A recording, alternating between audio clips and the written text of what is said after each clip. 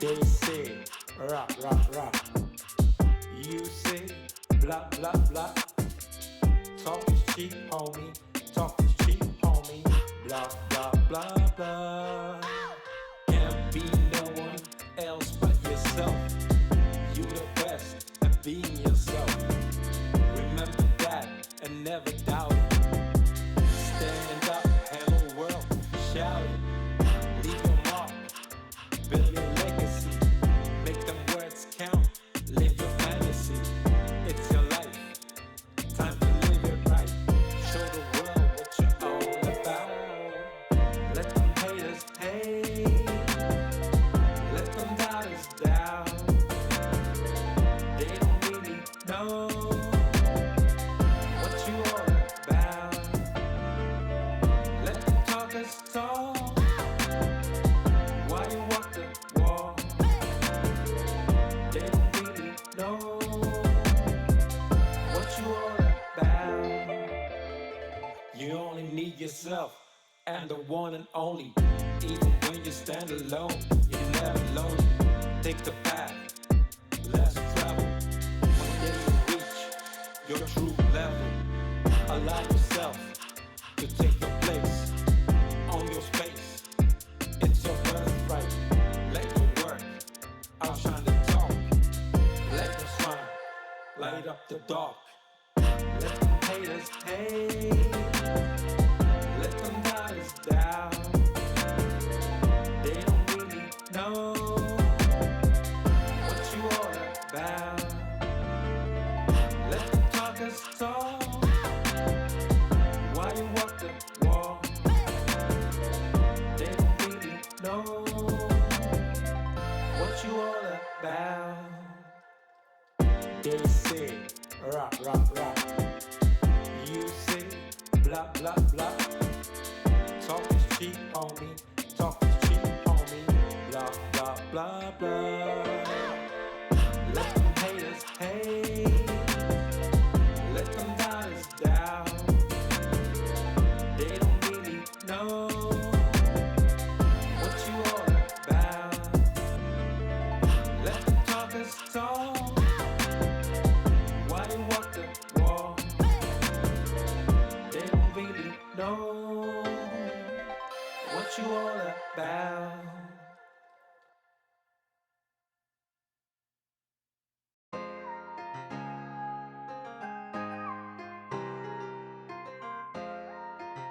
Dojo, not again.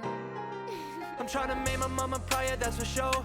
Landed in the city, but my heart is on the coast. I don't wanna look back what my life was like before. I just took a red-eye penthouse, top floor. In the stew, I got a spazzo. Back up in my bag, get the rackets and I cash out. I've been running laps, I don't got time to relax now. I just took a chance, wasn't looking for no handouts. Oh, they like proud of how we do this. I've been with my brothers in the hills, we going stupid. I can't stop, I've been different, always knew this. Tryna turn them Bordens into Benjis, needing blue strips. Oh, Walking on the floor of this shirt, no one protects me. Wanna show shawty my heart, she wanna text me. All this love I felt was a curse, I wanna exit. Going crazy, all of my nerves, who does to check me? All this fun, baby, why you gotta leave me on?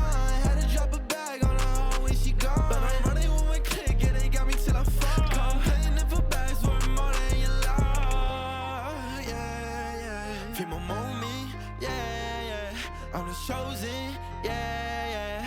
I'm the one inside. in the stew, I got a spazzo. Back up in my bag, get the rackets and I cash out. I've been running laps, I don't got time to relax now. I just took a chance, wasn't looking for no handouts. Oh, they like proud of how we do this. I've been with my brothers in the hills, we going stupid. I can't stop, I've been different, always knew this. Tryna turn them Bordens into Benjis, needing blue strips. Oh, Henny got me wasted. You done cut the yola, I can taste it. Biting on my swag, you niggas pussy tryna trace it. I don't need your love, I took a perk and I replaced it. I'ma keep on going till my mama said I made it. Black and yellow, white, I got thotties different races. Yeah. Did my dirt, I had a match, I'm moving faceless. I got 12 plotting on me, but no cases. Running from my demons, lacing on my A6. I don't do that fake shit, nah. The way they treat me, they act like I'm feeling them. So I got a script, I was just trying to feel something. Now I'm alone, you don't care, and in I the stew, feel I got a numb. spazzo. Back up in my bag, get the rackets and I cash out. I've been running laps, I don't got time to relax now. I just took a chance, wasn't looking for no handouts. Oh, they like proud of how we do this. I've been with my brothers in the hills, we going stupid. I can't stop, I've been different, always knew this. Trying to turn them Bordens into Benjis, needing blue strips. Oh.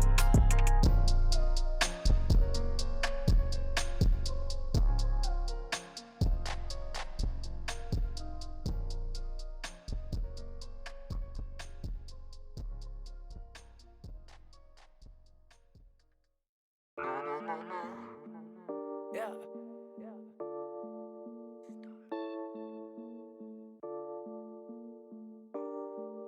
Yeah. I need a smoke, where the matches. I'm a king, fuck your status. Getting dough, I pay no taxes. I'm a star in all fashions of the word, bro. I'ma flip the bird, bro. Coming through in foreigns and all you hear is skirt, ho. All polo and some white shoes. Funny thing now is I'm a nice dude, but when you cross that line, it ain't the right move. But my tender bitch is what I like knows. Oh yeah, can you feel that? I'm giving y'all that real rap. I'ma get the money, make the deal fat. Making hits with a steel bat. The Audi Quattro or that Monte Carlo. Which whip will I whip tomorrow? Got 6 chicks down to sip the bottle. Go coast to coast, I can ship the cargo. I don't really know if these people keep it real. I'm just telling all you fuckers how the homie really feel. And I'm looking up to God, can you tell me what's the deal? I'm just waiting for your answer at the altar where I kneel. I need a smoke, where the matches. I'm a king, fuck your status. Getting dough, I pay no taxes. I'm a star in all fashions of the word, bro. I'ma flip the bird, bro. Coming through in foreigns and all you hear is skirt, ho. Let me get the money, I see you bitches acting funny, ha. Can't take nothing from me, nah. Rapping blunts like mummies, yeah. We freed the homie when he caught a bid. I roll around, you can't stop the kid. Truth be told, I'm hot as shit. Just say what up when you spot a kid. Real talk, I'm trying to speak the truth. I stay loyal, bro, to my roots. Since 15, I've been in the booth. At 16, I was on the move. Used to ride in that old Chevy. Now we out here show ready. I can see the bull, you're so petty. You can have your shine, my glow heavy. I need a smoke, where the matches. I'm a king, fuck your status. Getting dough, I pay no taxes. I'm a star in all fashions of the word, bro. I'ma flip the bird, bro. Coming through in foreigns and all you hear is skirt, ho.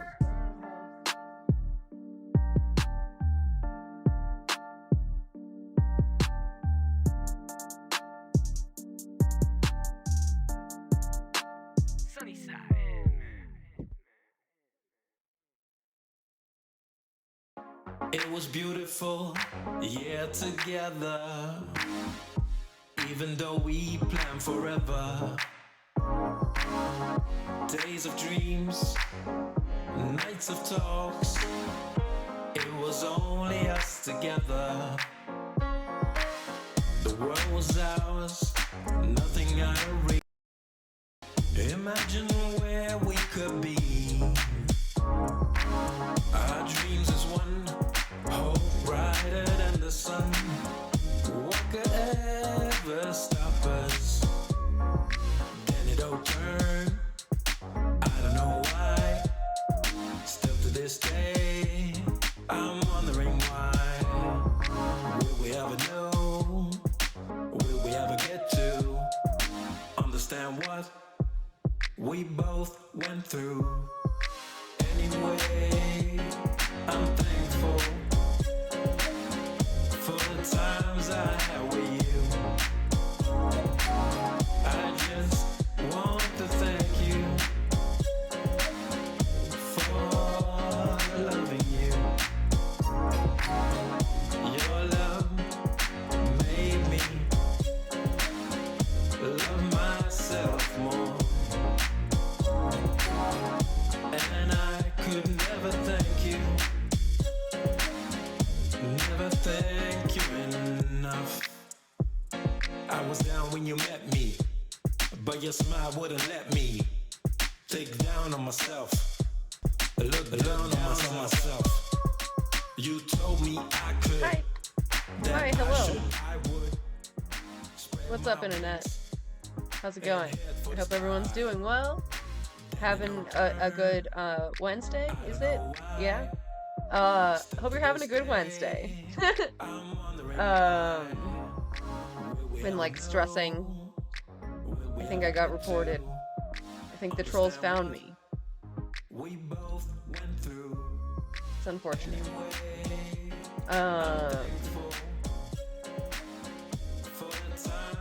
But otherwise, I'm pretty good.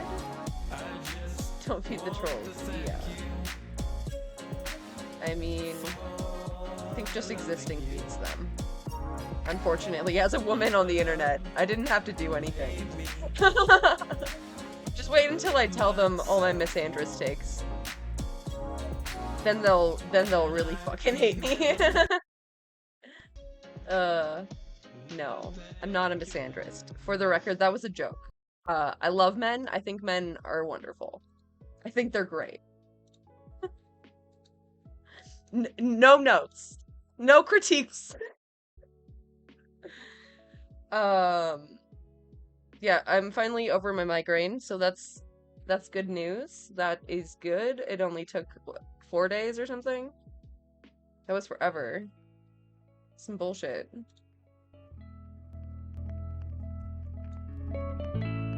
I gotta get back to the doctor. I'm, like, out of my medication, so that sucks. But... c'est la vie. I have to fucking change my primary. I keep forgetting. My doctor just straight up, like, shut down his office. Didn't tell anybody. Just disappeared. May have gotten arrested. I saw something about, like, tax evasion or something.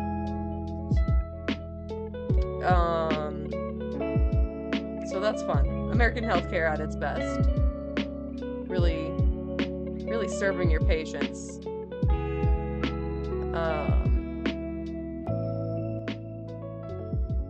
It's so hard to fucking get into a neurologist. Like, I swear. Like, does everyone have migraines now? Like, I don't I don't know what happened. Just a sudden influx of neurological issues. I mean, honestly, probably with COVID.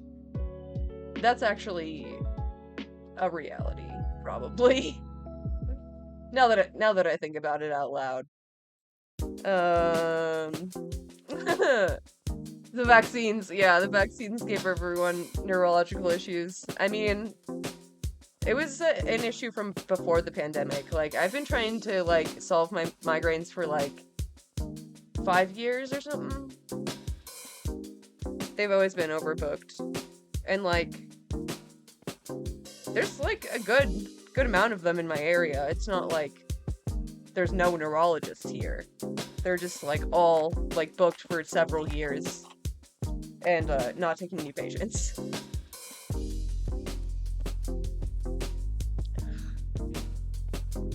Just calling up, may I have a healthcare, please? Please, sir, can I have some more healthcare? Shit's grim. They're all studying my big brain. Damn it, Keepers. You're hogging all the neurologists. What the fuck? You know, some of us need them too. I know, your big brain is very impressive, but they probably can't really study it until you die.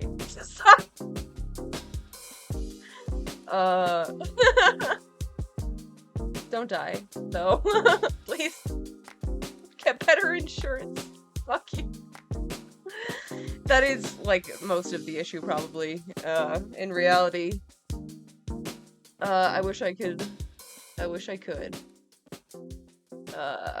would move to Canada, but it's on fire, so fuck. No nerve endings in the brain. They could dig around and you wouldn't even feel it. Well, you might not, like, feel it in your brain, but you would feel, like, paralysis or whatever the fuck.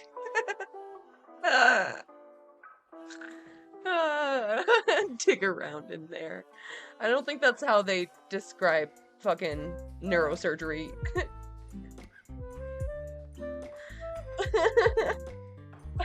Yeah, they just dug around, scooped out the tumor. Jesus Christ. Gotta pay the big bucks. Yeah, fuck you, Keepers. Yeah, fuck you. Goddamn nationalized insurance.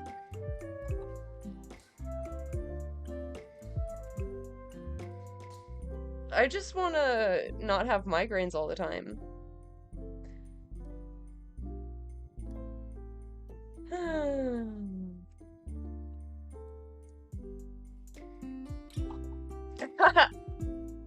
This emote is so good.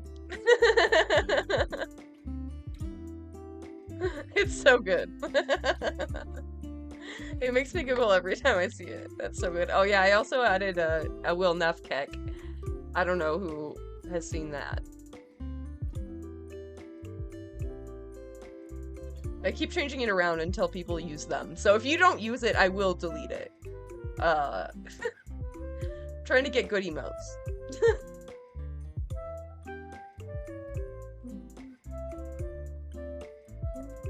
So I forgot to do Queer Joy yesterday, so we're doing a double Queer Joy day.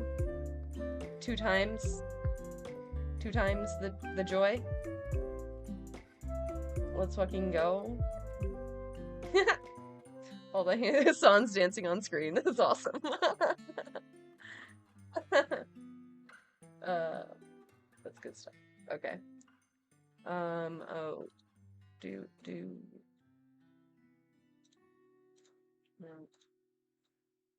No. Oh god, where is it? Okay. Let's go! So many Hassans.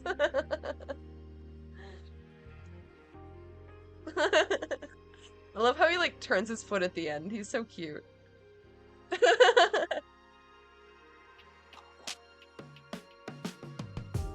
I need to fix it. There's like one flash of the background and it pisses me off. It took me so long and it's still not right. It's so close. It's like 2 or 3 frames. Oh, God. Oh yeah, I forgot I changed my layout. So much chaos. Hello, lovely people. Hello. Hi. And welcome to Pride Month 2023. Confetti. Rainbows. Party poppers. We should have party poppers. Oh, missed opportunity. Next year. So, we thought it was about time, because we have lots of new people on the channel, that we did a bit of an updated retelling of our love Story of nationalized healthcare. I mean, kind of.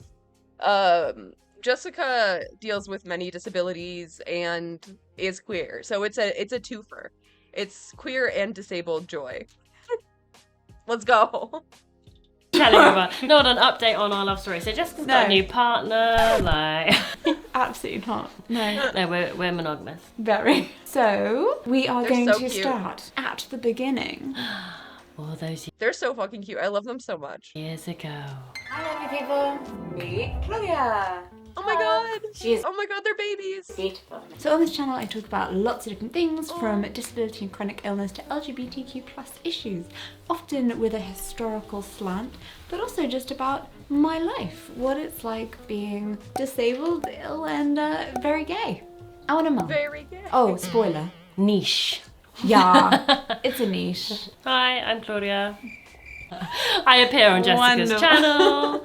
I do a lot of the photography and filming. I'm actually a qualified dentist, but I don't practice that anymore because it was not my passion. So we met in 2014, which is the year that gay marriage actually became legal in the UK. Yeah. Which is a cute little coincidence. And I was in Brighton after being here for a year. I moved in 2013 from London after graduating. And Wait. You're actually right, Keepers. I mean, probably. I don't know if that's exactly right, but I know like the time they got married, Claudia was like becoming a dental hygienist, so. And you were here from uni, and you were just about to graduate from your degree. Yeah, actually our first date was the night before my graduation. Yes. But I liked her so much. I was like, yeah, I don't need beauty sleep. Yeah, you've skipped ahead there. We haven't even met yet. We've got to start about. Okay. So we met. I think our first date is technically bit's the quite- time we met. I think people say, how do you meet? You can say online. Anyway, Jessica's got this sensitive about this, but we met for an app called Datch. at the time it was called Datch, dating and catch, or dating and match. But it just sounded But really also weird. catch. Yeah, it was just anyway. Now it's called Her, which is still an actual app. But it was really like Pinterest, but for lesbians. Yeah. So you put all the things you're interested in and wrote a bit about yourself, and then you would like message others and be like, I like your lesbian Pinterest board. I mean, it was probably quite like a lot of actual dating apps that still exist like now. It's just Jessica doesn't go on any now, I hope. Neither do you. No. So she's comparing it to Pinterest, which is a platform she does go on. I had a picture of like the food I liked eating. Me too. I had a picture. I had a big, Jessica like, was standing seafood next to. platter. No, you were standing next to a giant shrimp. No, it was a lobster. Oh yeah. And what else did I had a picture of me sat on a hay Hay bale. bale. I Yeah. really liked that picture. I thought you were To show that I was like, particularly nice. yeah, bringing that that one. I was meant to be like a bit outdoorsy, bit of a free spirit. What Yeah, did very you? weirdly, you were wearing a skirt in that picture. I know, I was I was a bit like how she climbed up Not only onto was the I hay wearing bale. a skirt, I was wearing tight, but I was wearing Doc Martens. An odd choice Yeah. for a hay bale. And I had really long hair. Yes, my God, you had the best hair. I remember you standing by the I shrimp. must have had a picture of Walter, or else why would you have clicked? Yeah, that's probably true. I would say you haven't changed much since then in terms of your style. Like your style has always stayed the same. I would say I have changed quite a bit. I love Jessica's style. Like it's very like trad wifey, but she's like not really a trad wife. Like she's actually quite progressive for a British person. I would agree. Yeah, like The you that you are now is like the kind of style that I was always super attracted to throughout my teenage years and the start of my dating life. And then I had an ex who was like quite more like high more femme. femme than me. Yeah. More high femme. Paige's face. Sorry, what? How? Okay, if you do have a good nap. Yes. And then you okay. got confused and thought I like got that's very what confused. you wanted. I got very and that's the only person I've ever dated aside from Claudia. So when I started dating again, I was like, oh, I guess that's what I'm looking for. Yeah. But in Claudia, I was like, I can see something under there. That looks... Anyway, back to the thing. So not just back. so it would show if you'd like liked a photo and you could message each other and things like that. You liked my photos. I had never messaged anyone on any dating app first, ever. They'd always messaged me She didn't need first. to, yeah. But I But I really hadn't. liked But she'd been Claudia. checking my profile out, and I hadn't messaged her still. And she was like, "Well, Jessica wasn't really my type, so I hadn't like." And then you liked my photos, and I just thought, okay. So then I messaged you. Yeah, she hadn't noticed that I'd been visiting her profile often, so I mass. I was too busy liked chatting her to all the other photos. girls, you know. And yeah, another thing about that app, it was a bit weird. It was a bit like Grindr in the sense it told you how far away someone was from you, wasn't it? But I don't know why that was relevant information. Well, what do you mean? Why was that relevant information? Do you want to date someone who's like but- the other side of the world?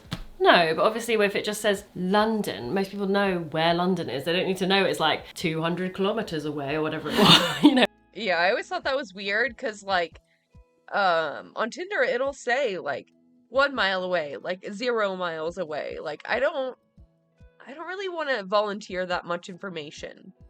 Like the number of times I've got like a first message that was like, oh, like we're so close together, like we're so near each other, like we should meet up, and like I wish this wasn't happening. I wish you didn't know that.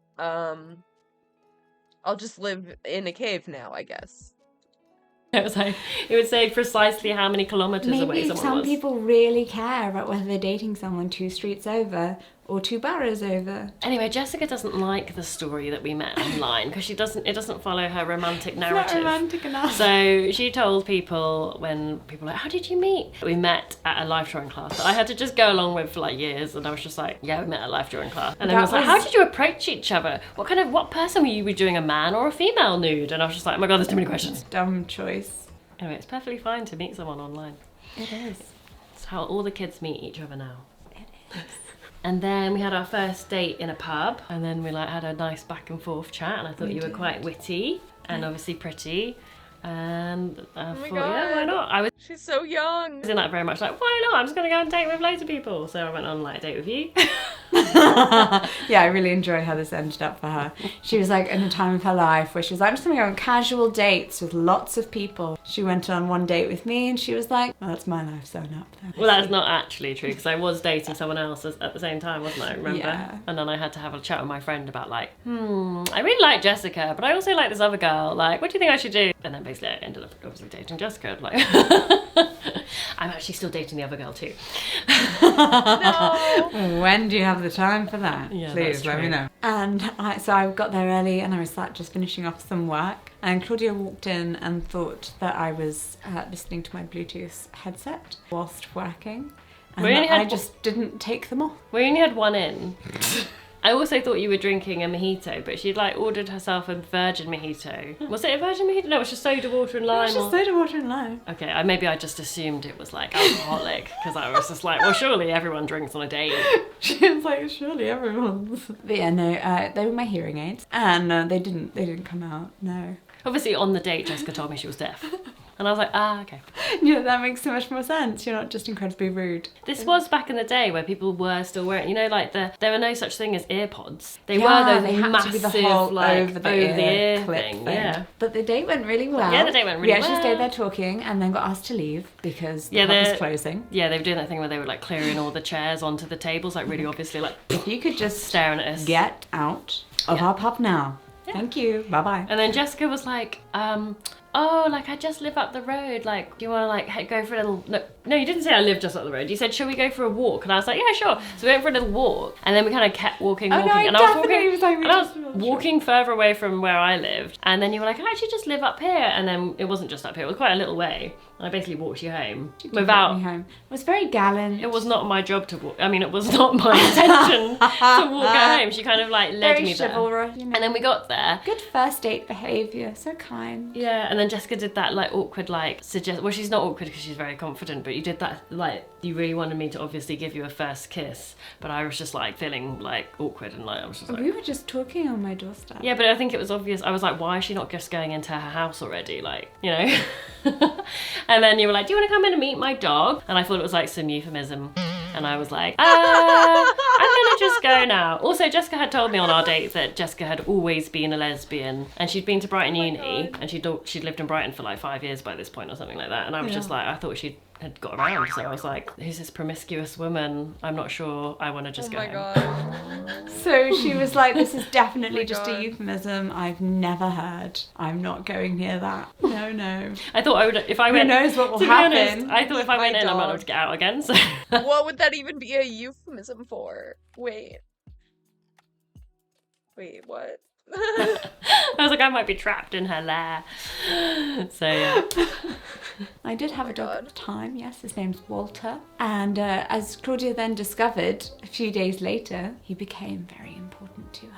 Yeah, once I met Walter, I was like, oh my god, let me into your house. She was like, I made a fatal flaw. And then we had a second date, didn't we? Oh, yeah, our second date was when we went for sushi. Yes, our second date we went for sushi. It was the night before your graduation. Was that the night before my graduation? Yeah. Yes, our second date was the night before my graduation, and then you were like, "Oh, you don't need to go home. You could come home with me." And I was like, I was already a little bit drunk. I as well, am think. actually graduating tomorrow." And you were like, oh, and your parents were at your house. Yes, they were. My parents were staying with me at that point Anyway, we had our That's first weird. kiss. In my We student had our house. first kiss whilst you were waiting at a taxi in rank. front of a taxi rank. Yeah. I did that classic thing of just like, do you ever stop? I just basically said to you, do you ever just stop talking? And then I kissed her so that she would stop talking. It's a romantic story for the ages. Classic. Yeah. I said it in a suggestive, like, flirtatious way, as if I remember correctly. Well, it's fine. I quite liked the kiss. Yeah, well, that's good. And then I graduated the next day, and my hair was not perfect because I chose to go on a date rather than do my hair the night before in a perfect way. So, Yeah. you're welcome. That really shows love. And then about a week after that, it was Brighton Pride. Yes. And I'd already made plans to go with some of my friends. And I was then- working. And you were working, she was on a float. Yes. Um, I worked for the local TV station at that time, so I was standing on a float interviewing people, and I had to keep going from float to float to float during the parade, which was a bit tricky. Yeah. As you can imagine. Like like as the To be fair, floats move. they do go very slowly though. They do go very slowly, yeah. Yes, that is fair. But you have to like scramble off them and try and like scramble up the next one, and some drag queens trying to like pull you up. I've got you, dear, I've got you. You're like, thanks. Yeah, I think I spotted Sorry. you when you were on a float dancing next to a man in angel wings and just like really tight briefs. Yep. And you were just like, hi, and you were And just she sent me a text that was like, I saw you next to an angel with his bum out. yeah. Yeah, and then you came and met me. I was already a little bit off my face, like I was having a good time. And I'd been working, so I was like, I'm a full professional. Woo! Yeah, I felt a bit bad because I ditched my friend to basically go on a date with you. In all fairness though, that friend you ditched is now one of our best friends. Yeah. So. And yeah, she was alright. She's like, it's alright, mate. And then you didn't really want to like, no, I think you were quite motherly. You were like, I think you need to like food. I think you need some food. Oh no, because we sat on the beach and we were like kissing and it was quite nice. And I passed out. And then you passed out. No, I remember. She I fell like, asleep. I like lay down to like just soak up the atmosphere, and you know when you like just say, like you're just like, I'm a bit drunk. Amazing. And then I shut my eyes, and then I think I nodded off for a few moments. Genuine snores. So then we went to a really nice Indian restaurant. It was very romantic. I had like rainbow glitter all over my face. We had to find a restaurant that wasn't along the parade route, otherwise they were all full. Thus Claudia stuck out. Yes, no one like a else at sore this thumb. restaurant was celebrating Pride. It was just a lot of straight couples in there just eating, wasn't it? And then it was just me with my face covered in glitter, obviously quite drunk. And then, so that was really nice. So we had like a romantic dinner during Pride. And then we went and joined the Pride party on St. James Street. Yeah. And we were dancing along. They have all these like different DJs playing on the streets and And I really remember that at the start of that walk, yeah. this couple came up to us and were like, oh my god, you're such a beautiful couple. Oh my god, you and your girlfriend are gorgeous. And she said to them, we're not a couple. I was like, Well, we weren't. It was our third date. fair enough. Wait. And then at the end of the walk, a good 90 minutes later, because we'd walked, danced, kissed, had fun on this walk all the way back to my house, which to be honest is like a 20-minute walk if there's not a parade. Yeah, but there's not loads of people in the way dancing. By the time we actually got there, this other couple came up to us and went, you're such a beautiful couple. Oh my god, you and your girlfriend are gorgeous. And she just went, thanks. I was like, Yeah, in that 90 minutes, I was just like, okay, yeah, we're a couple now. yeah. And then you stayed the night at my house and met Walter. And you were like, I love this dog. Yeah, this is it. This is it for me. I love these two. They're mine now. I had a work party the next day, but then I just came back to yours You afterwards did. again. In a sombrero. And I cooked you poached eggs, and then you were like, oh, you're a keeper, you can cook. Oh, yeah. And that is when Claudia moved in. Pretty much. Into your shared accommodation, much to your like flatmates' horrors probably. But yeah, so pretty much 2 weeks after we met, Yeah. we moved in together, which is very lesbian of us, I think. It was very very on Classic. trend. I think also part of it was because I was between jobs. So I was just about to finish a job, and then I wasn't sure what was happening with the next job. She just finished her dental training. So I think that's what encouraged me to just be like, hey, why not? Like, you know, because you're kind of like, I'm on holiday, it's summertime in Brighton, I'm happy in love. Like I really at that point didn't think it was gonna like go on for much longer than just like a summer love, you know, like I wasn't thinking, oh my god, I found the one. Jessica was like, I found the one. I'm a very finite. I'm like, whatever's happening right now is what will continue to happen forever. Well, also I was the only second person who's ever really dated properly, so Yeah. So That too. yeah, and then like so we basically had like 4 weeks together. You were working but not very many hours, so we had like really intense period of getting to know each other, which is why people think, oh, you moved in together and you got together really fast. But it's like, I think when it's condensed amount of time. Yeah, we spent a lot of hours together very intensely and got to know each other really well. We had all the big chats. And I was looking for a property to buy as my first home, and then so Jessica like naturally came and started looking with me, and then it kind of merged into like, am I looking for a 1-bed place or a 2-bed place? And then we were like, well, obviously Jessica's gonna live with me because it seems silly that we're living together anyway, really. So why don't you just move in with me? Yeah. And then it ended was up like, basically well, being we're gonna get a mortgage together. Yes, and then basically we got a mortgage together. So it was really like you know, serious. 3 months in that we were like, we'll get a mortgage together, obviously. Yeah. As you do. And then for Just get a casual mortgage with someone, you know. your birthday, I took her away to Rome, which is our first like trip abroad together. Probably this is like 5 months into having met. And then I proposed on your birthday, which is really random. I'm just like, when I think about it now, I'm like, that was really rash. You just really cut that story short, like bam, and then I proposed. No, she genuinely did surprise me. She had this big present for me that she carried around in her bag because she carried handbags at that time, which I cannot imagine you doing now. Like a rucksack, yes, basically it's a nappy bag, but it looks like a rucksack, and yeah, completely can believe it, can see it. But you with a handbag. I know. You had, I can't even really stretch not even my that. mind It was back like, it to was blue velvet with pink strap.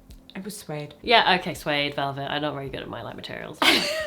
Bizarre, but it did fit in a very large book-shaped object. A book-shaped box. A book-shaped object. I didn't know it was a box. Yeah.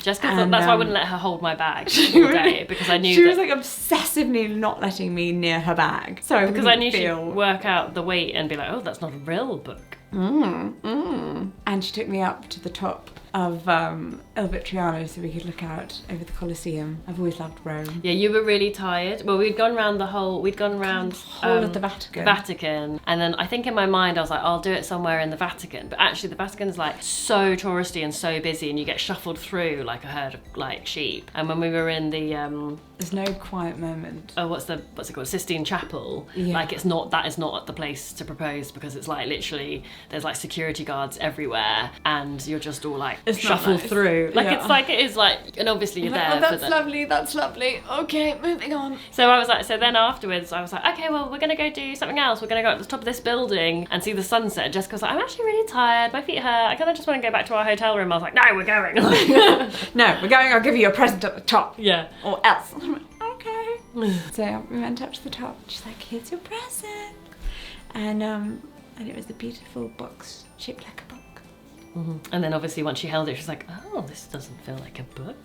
Yeah, I opened it up and there was a little card and it said, although this book has no pages, inside is the start of our story. I know, it's a bit cheesy. I love it. And then obviously there was a ring box with a ring in it that I bought from a little antique shop, a ring shop in Brighton South Lanes, which is quite famous for its little like jewellery shops. Yeah, and Rupert absolutely loves hearing all about it. Yeah. One of his favourite things is learning about how we got engaged and got married. Oh. Mummy, Mama married. Yeah. Mummy, He married the ring. He married his doll this morning. He did. And then we were engaged. And then I think I kind of freaked out. Yeah. Because then I was like, but we can't get married straight away. Because I haven't even told all of my family, like, that I'm even with you. Because we're going to She was like, yes, I've not even come out to all my family. That was not true. Like, I'd come out to everyone who was like, I hadn't come out to everyone in Malaysia. Like, yeah, I guess I hadn't come out to all my family. Yeah, you hadn't come out to all of your family, so my coming out was like, I'm getting married to this woman. Which I think is probably a good way to come out to them. People can be less like rude about their questioning. They have easy things to ask you. And then when we came back from Rome, we got our offer accepted on our first house together. Yeah, I'd gone from looking for like a 1-bed flat that I could afford to suddenly we'd got like a 2-bed little terraced house that we got together with a shared mortgage. Well, we also had a garden for Walter. With AstroTurf. It was a nice enough garden, but it was very overlooked. I think AstroTurf really seemed like a great idea at the Until time. Walter basically went on it all the time and you realised, leaves a smell. We were like, his paws won't get muddy. Yeah, which they didn't. Which they didn't. But also... I think I had to I could hoover it. But yeah, it was just like... We didn't put the AstroTurf down. No, it was already there. Anyway, it was just because it was such a small yard, there wasn't enough space to actually probably have real grass. It would just be too high maintenance. Like, how do you, anyway. Why would you even own a lawnmower? I mean, our neighbour had like a slightly bigger garden and he cut his grass with scissors. Yeah. It's just to tell you, the size of the garden. I mean, Not big. I think he also did it for therapeutic reasons, but yeah. Yeah, and it was really lovely and we decorated it together and we felt like a really settled couple. I really loved. We had an engagement party that was also a new home party where most of our friends and family met each other for the first time. And I really liked that my friends came in and were like, wow, this house is so decorated to you. Like, did Claudia choose anything? And your friends and family were like, wow, this house is really decorated for Claudia. Did Jessica choose anything? Really? Yeah, I do. Yeah, they think do. it They kind does of like. show. I think we had a bit of both. We have a good way of blending our styles. Yeah. Cute. I mean, to be honest, I don't know what my style is. So. Aw. Okay. I have a good way of blending our styles. I'm actually like getting. And then in, she says, that's nice. I'm actually going to renovate a bit more of our house. I've decided. I love doing DIY stuff, so I'm going to take on some more projects. Like, watch this space. My newest passion is like researching and watching YouTube videos about people painting their bathroom tiles to renovate their bathroom in a cost-effective way. And I'm like, we could paint the tiles. We could paint the tiles here. We could paint these tiles. We could paint these tiles in the porch. We could do downstairs toilet to paint the tiles. And Jessica's like, maybe just start with one area of the house. I literally didn't tell you this, but I literally went around Homebase and picked up tubs of paint, like not just a small one to like sample colour. No, like 4 litres worth, because I'm like, I'm going to do the full job. Oh, God. And I'm going to do it tomorrow. And I literally picked up all these paints. And then I was like, and I'm also going to do the front door. So I picked up stuff for that. And I was like, I'm also going to do Rupert's, that room next to Rupert's room. So I picked up another tub and I realised I was carrying like about 8 litres of paint. And I was like, I can come back to this shop. I can just buy 1 can of paint and do 1 project at a time. And then we went to Malaysia. Yeah, we did. And so Jessica could meet my family over there. Yeah. And it was really nice because we went out with my sister and her fiance at the time as well. So we had like a double celebration of like a big engagement party. And it was really nice. And like we do say like, I think it helped that my sister came with her fiance, because like it kind of like, for anyone who maybe felt a bit awkward or uncomfortable about celebrating our engagement, it was like a party where it was like for both of us. So I felt like they felt like it was safe to come and celebrate it, because they were like, well, we're celebrating this like heterosexual couple and also this couple, you know, like. Cool. But actually it was really supportive and we had fun. It was really lovely. And you primed me beforehand and were very much like, you know, it might be that everyone is very much talking about them and them as a couple, and we're just this kind of afterthought or sideline, and don't be offended if that's the case, because it's completely understandable. And I was like, yeah, no, I get it. It's fine. Like, it's a different scenario over there. I completely understand. But instead, it was so warm and welcoming, and the love from your family for you, and it was just really lovely to see. Yeah, it was really nice. And you got like little gifts. Like someone gave you a little Yeah, we got given. one of my cousins gave you a necklace with a little necklace pendant which got 2 little keys, which is like a symbolising keys to our future. Yeah, and it was really nice, and I think it just made like just secured everything even more, didn't it, in our like in our love and like how we were gonna have a strong future together. And then Jessica wanted to have a Quaker wedding, so we had to go to these like talks, didn't we, with like with one of the Quaker elders, to establish, a bit like you do when you, I mean, do Catholic people do the same? Like, I think all religious weddings have to do the same thing. So basically just to say, you need to discuss, like, do you understand what marriage actually is? What are the reasons that you're getting married? Do you know that, like, sexual or physical attraction might wear off? And we were like, and it was this guy asking us, isn't it? And we were just like, we had to, like, say, like, why we thought we were going to last, and, like... Slightly awkward. What does love mean to us? Hello. It's actually really interesting, because, like, there's sort of sometimes... Me and Jessica always talked about these things anyway, but surprisingly, a lot of people don't actually ask themselves or talk about it. And also, he brought up things like, have you discussed children? Like, do you both want to have children? When do you think you'll have children? How will you have children? Like, you'd be amazed by how many couples don't mention or discuss these things. You know? Yeah, we have friends who have had relationships that have gone on for a long time, fall apart, because they've suddenly had a conversation that they didn't have years ago. Mm-hmm. And it's like, wait, you don't want children? Mm. And you're like, well, why are you bringing this up now? Maybe if you guys had had this conversation earlier, we could have avoided a lot of heartache. So I think we were always very open with each other from the start about everything. That month of us getting to know each other. Jessica literally read a thing this morning that she sent me, which was like, what was it? I don't like an article. Oh, the School of Life. Oh, so it's a thing from the School of Life about how to make your love last. And it's the importance of complaining. Complaining often is apparently the answer to how to make your love last for a long time. You have to frequently bring up the things that upset you when they upset you. Which in is a low-level way. Yeah, And that's why I'm an advocate for complaining. which is the same kind of theory as like never go to bed on an argument. Yes. You know, like Oh, I'm very strong about that one. yeah, which is the same. It's like if you're feeling like wronged, you need to like make your partner aware of it, because actually that wrong feeling that you're feeling may well need some answering to from your partner, and you should expect the respect. They should respect you enough to like apologize and give that to you.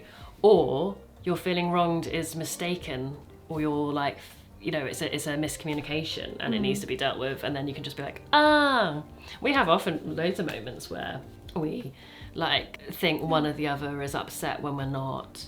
And Jessica, we check in like with each other daily. Like Jessica be like, are you mad at me? And I'm like, she'd be like, oh, I just thought you were because of this. And I'm like, oh, well, if I'm being honest, I was a little bit annoyed in that moment, but like, actually I'm fine now. And she's like, okay. You know, like...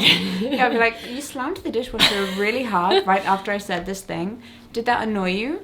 And she'll be like, yes, it did annoy me right in that second, but right now I am over it. I processed it internally. And also we're not scared. She doesn't use those words. We're not scared. Yeah, like that sounded really weird. That does not at all sound like something Claudia would say. Like, I processed that internally. I processed that internally. It sounds like so cold. Robotic. She does not say that. But that's what she We means. also like give each other lots of physical affection. Like I'll be like, I need a cuddle, and you'll be like, okay. And we'll try not to be. We won't do like the whole like, why? I'm busy, or like it's always like if someone says like, Never say why. If I someone need a asks for a cuddle. It's just like, cuddle. okay, you know. And then we got married. Ta-da! Rest is history. Yeah. And got married.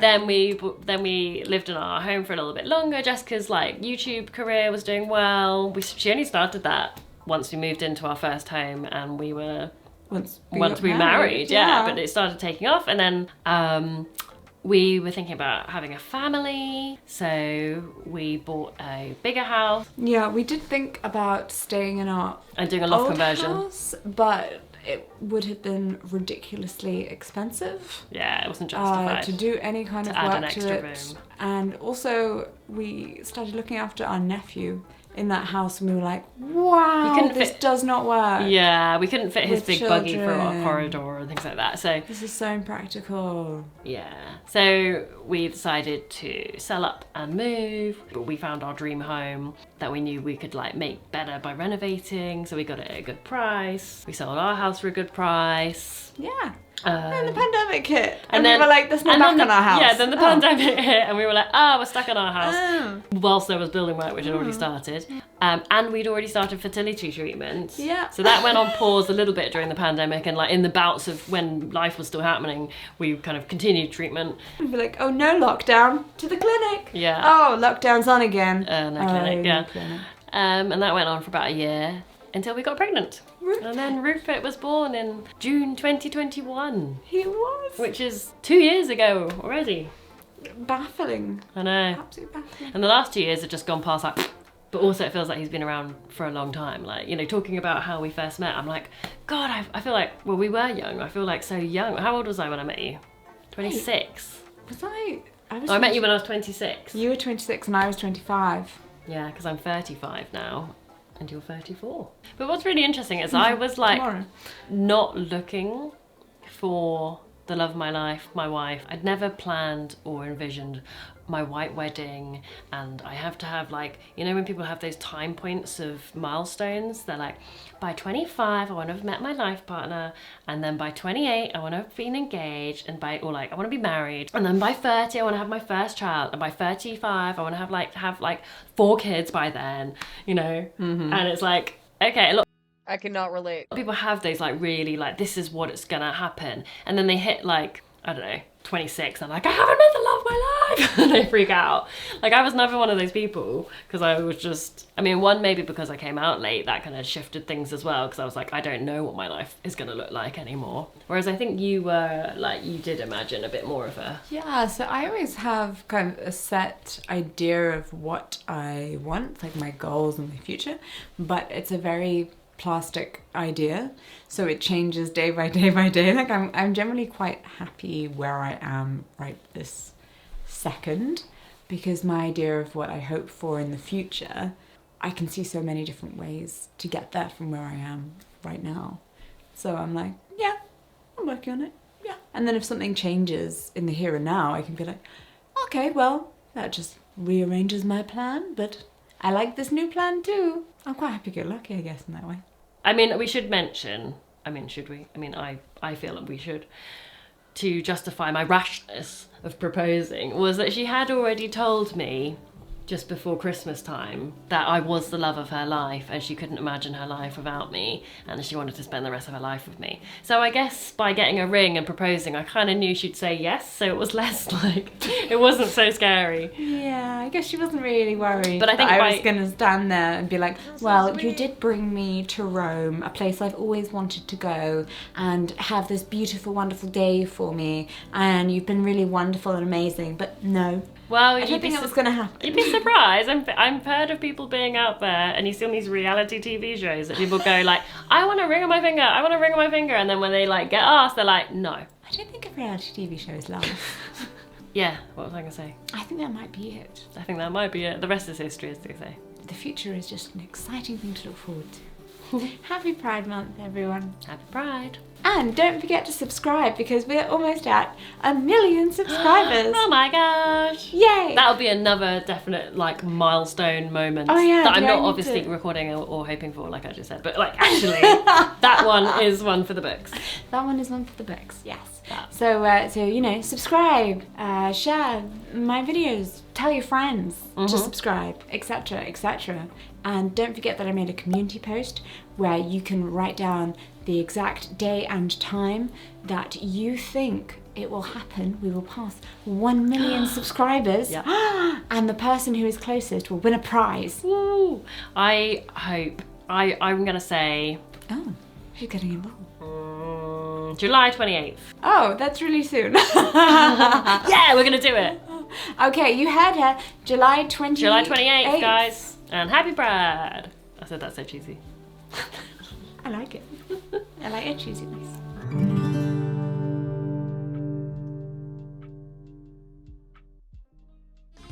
Welcome to Democracy Now!, democracynow.org, The War and Peace Report. I'm Amy Goodman.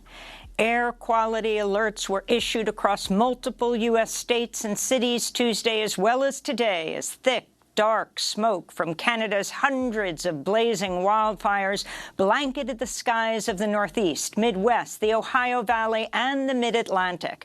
The haze has triggered dangerous air pollution warnings impacting tens of millions of people, with New York City reporting the worst air quality in any major city worldwide Tuesday. There are over 400 blazes burning across... Dude, that shit's fucked. That's fucked up. You can only see like a block. Across nearly all of Canada's 10 provinces and territories, forcing tens of thousands of people to evacuate. The province of Quebec is facing some of the worst fires, many caused by lightning, covering neighboring Ottawa and Toronto with an orange haze. U.S. and Canadian officials are urging people with heart and lung issues and other vulnerable groups to remain indoors as much as possible. Record-breaking heat waves continue to plague much of the planet. The heat index in Puerto Rico reached 125 degrees Fahrenheit this week as the island is hit by the combined effects of a heat dome, El Niño, and climate change. Meanwhile, many Asian countries are sweltering under a prolonged heat wave, including Bangladesh, where elementary schools were shuttered this week and residents are dealing with frequent power cut outages as temperatures topped 105 degrees Fahrenheit. Many workers are still forced to spend hours outdoors with no relief. The water shortage and the heat are suffocating us. Not a leaf is moving anywhere. There's no shade. It is becoming tough to pull a rickshaw. Very difficult. This comes as a new study published this week by Nature Communications finds the Arctic is expected to be ice-free during the summer months, starting as early as the 2030s. What? Even in a best-case... Ice-free? Oh, shit. Oh, shit, it's all gone? emissions reduction scenario, which the world is not currently on track to achieve. Scientists say the loss of Arctic sea ice in the summer is now inevitable in the next few decades. Activists from the direct action group Climate Defiance stormed a talk hosted by the news site Semaphore in Washington, D.C. Tuesday, shutting down Senator Joe Manchin's keynote address. It's because he takes the most money from fossil fuel corporations. He has received over $1 million just in the last year alone from fossil fuel interests. He's the #1 recipient of fossil fuel money in Congress. 23 days I hunger strike because we did everything we're supposed to. I knocked on thousands of doors. I talked to hundreds of West Virginians. I did everything I was supposed to. Manchin was promoting so-called permitting reform, which allows for the fast-tracking of fossil fuel projects. The recently passed debt limit deal gave the green light to expedite the 300-plus mile-long frack gas Mountain Valley pipeline through West Virginia and Virginia. Evacuations continue in southern Ukraine as some 42,000 people are at risk of flooding along the Dnipro River after the Nova Kakhovka Dam collapsed on Tuesday. Russia and Ukraine have traded blame for its destruction. The UN has warned of grave and far-reaching humanitarian consequences. This is a resident affected by the flooding. The situation is literally critical. If the water rises another meter, we will lose our house. We are moving our stuff to neighbors now who live on higher ground. The Russians want to destroy a Ukrainian nation and Ukraine itself, and they don't care by what means because nothing is sacred for them. Mexican President Andrés Manuel López Obrador's ruling political party has won the gubernatorial election in the state of Mexico, dealing a major blow to the Institutional Revolutionary Party, or PRI, which had held the state's governorship for nearly a century without interruption. Morena candidate Delfino Gómez won in Sunday's governor's race with over half the vote. Her victory continues to mark the PRI's decline in Mexican politics since AMLO's election to the presidency. The state of Mexico is the most populous in Mexico, surrounding much of Mexico City. In related news, Mexico's Foreign Minister Marcelo Ebrard announced Tuesday he's stepping down to run for president in next year's election. In France, protesters took to the streets around the country, and transport workers staged strikes Tuesday as opponents of President Emmanuel Macron's pension overhaul seek to revive public momentum against the reform nearly 2 months after it was signed into law.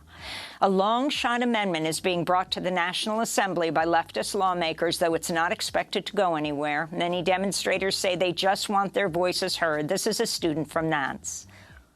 The reform passed without our democracy, so it's important to make the government understand that we never wanted this reform and that it's time for the people to speak, because it shows that the government cares less and less about people's will, and so it's important that we take that power back on that level. Secretary of State Antony Blinken's in Saudi Arabia, where he met with Crown Prince, de facto head of state Mohammed bin Salman in Jeddah.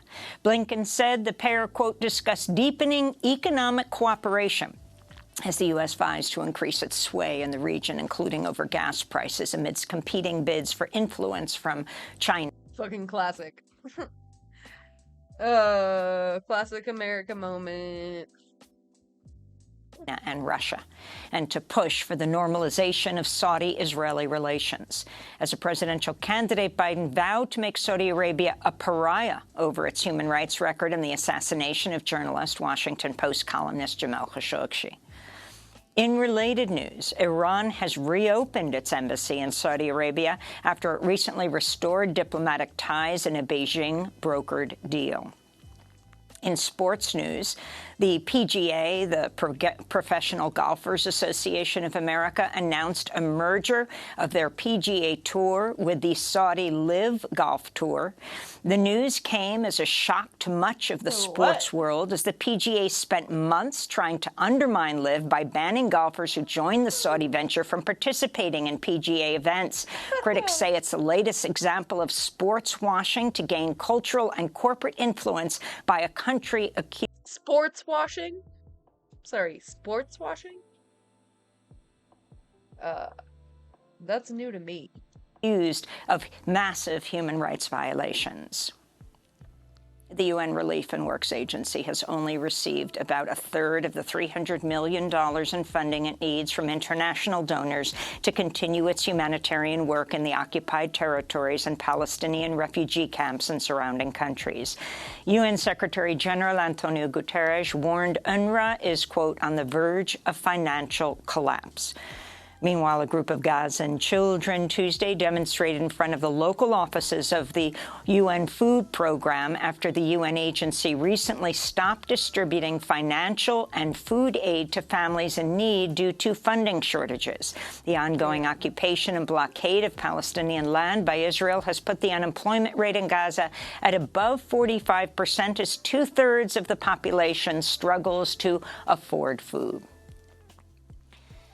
Democratic Senator Chris Van Hollen is calling on the U.S. State Department to declassify its report on the killing last year of Palestinian-American journalist Shireen Abu Akleh by Israeli forces in the occupied West Bank.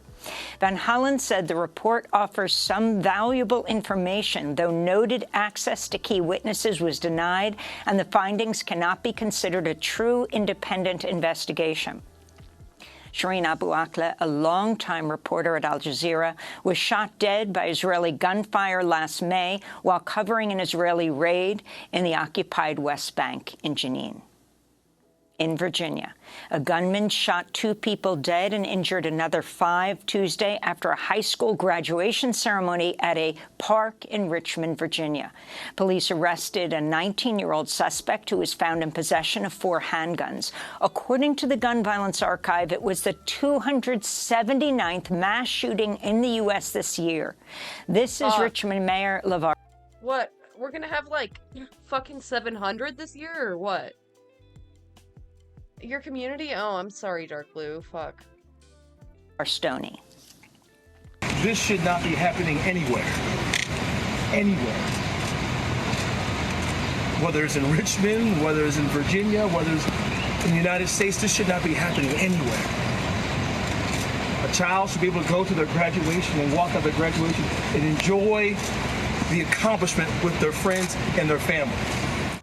In Florida, the family of Ajike A.J. Owens is seeking accountability after the black mother of 4 was shot dead through her neighbor's front door last week.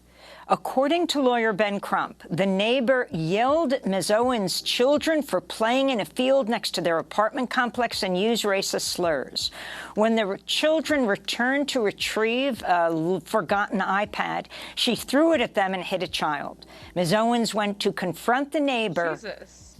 And through the closed door, the neighbor inside, Owens outside, she shot and killed her. The neighbor has been identified as a white woman, though her name has not been released. Karen? The Human Rights Campaign has issued its first ever state of emergency for LGBTQ plus people in the U.S. amidst an onslaught of hateful legislation. More than 525 anti-LGBTQ state bills have been introduced in the 2023 legislative session. Over 70 of those have become law. The group released a guide listing state-by-state anti-LGBTQ laws and a Know Your Rights guide for LGBTQ plus travelers. We'll speak with HRC President Kelly Robinson after headlines. In related news, a federal judge blocked parts of a Florida law banning gender-affirming care for transgender youth. Judge Robert Hinkle asserted gender identity is real as he ruled in favor of the families of 3 transgender children who will be allowed to obtain prescription puberty blockers. Other parts of the wide-ranging ban remain in place. Meanwhile, Louisiana's Republican-dominated legislature passed its own ban on gender-affirming care for most minors Tuesday, sending the bill to the Democratic Governor John Bel Edwards' desk. Though the governor has opposed the bill, a GOP supermajority could override his veto. In Texas, the Bexar County Sheriff's Office is recommending criminal charges over the migrant. Yeah, we have more about the, like, anti-queer bills, next, I believe. I think it's next. Flights arranged by Florida Governor Ron DeSantis that carried 49 asylum seekers from Texas to Martha's Vineyard last year. The case is being reviewed by the district attorney's office. This comes as California Governor Gavin Newsom is threatening possible kidnapping charges after Florida arranged for 2 planes carrying around 3 dozen migrants to be flown from the U.S.-Mexico border to Sacramento in recent days. Pharmaceutical company Merck is suing the Biden administration over its... God, I can't believe they're doing the same stunts all over again. It's the same shit from fucking 2020. It's the same fucking stunts. Like, can you please stop using people as pawns?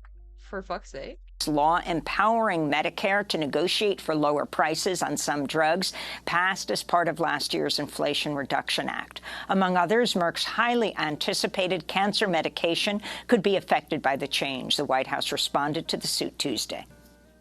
There is nothing in the Constitution that prevents Medicare from negotiating lower drug prices. Anytime profits of the pharmaceutical industry are challenged, they make claims about it hindering their ability to innovate. Not only are these arguments untrue, but the American people do not buy them. Attorneys representing former President Donald Trump met with special counsel Jack Smith at the Justice Department Monday in a last-minute plea to avoid an indictment of the former president. Trump's lawyers had requested to meet with Attorney General Merrick Garland. It's believed the conversation focused on grand jury investigations around Trump's efforts to overturn the 2020 presidential election, his role in the January 6th insurrection, and his mishandling of classified documents. Meanwhile, Donald Trump's former chief of staff, Mark Meadows, has reportedly testified to the federal grand jury in Jack Smith's probe. And members of Hollywood's largest union, SAG-AFTRA, overwhelmingly voted to authorize a strike as the entertainment industry fights back against pay issues, the impact of streaming services on residuals, and the threat of AI to workers' livelihoods. Union members hope the nearly 98% vote backing a strike will help move talks with studios and streaming companies forward. This comes as Hollywood writers are in the 6th week of their strike. Many actors have joined WGA members in solidarity on the picket line since the start of that strike. Without the writers and the actors, there's no story, and there's no one to bring the story to life. So, you know, we're very much two-based. Yeah, we need writers. Shocker. A collaborative effort out here. And those are some of the headlines. This is Democracy Now!, democracynow.org, The War and Peace Report. Coming up, the nation's largest lesbian, gay, bisexual, transgender, and queer civil rights group has declared a national state of emergency in the United States. Stay with us.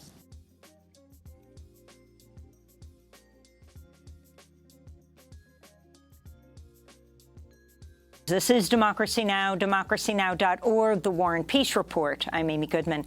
The largest lesbian, gay, bisexual, transgender, and queer civil rights organization in the United States has declared its first-ever state of emergency due to an unprecedented wave of anti-LGBTQ+ legislation.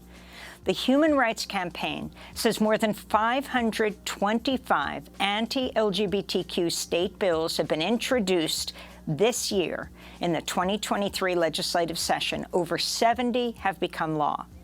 In the latest move on Tuesday, Louisiana's Republican-dominated legislature passed a ban on gender-affirming care for most minors, sending the bill to the Democratic governor who's opposed it, but a GOP supermajority in the legislature could override his veto.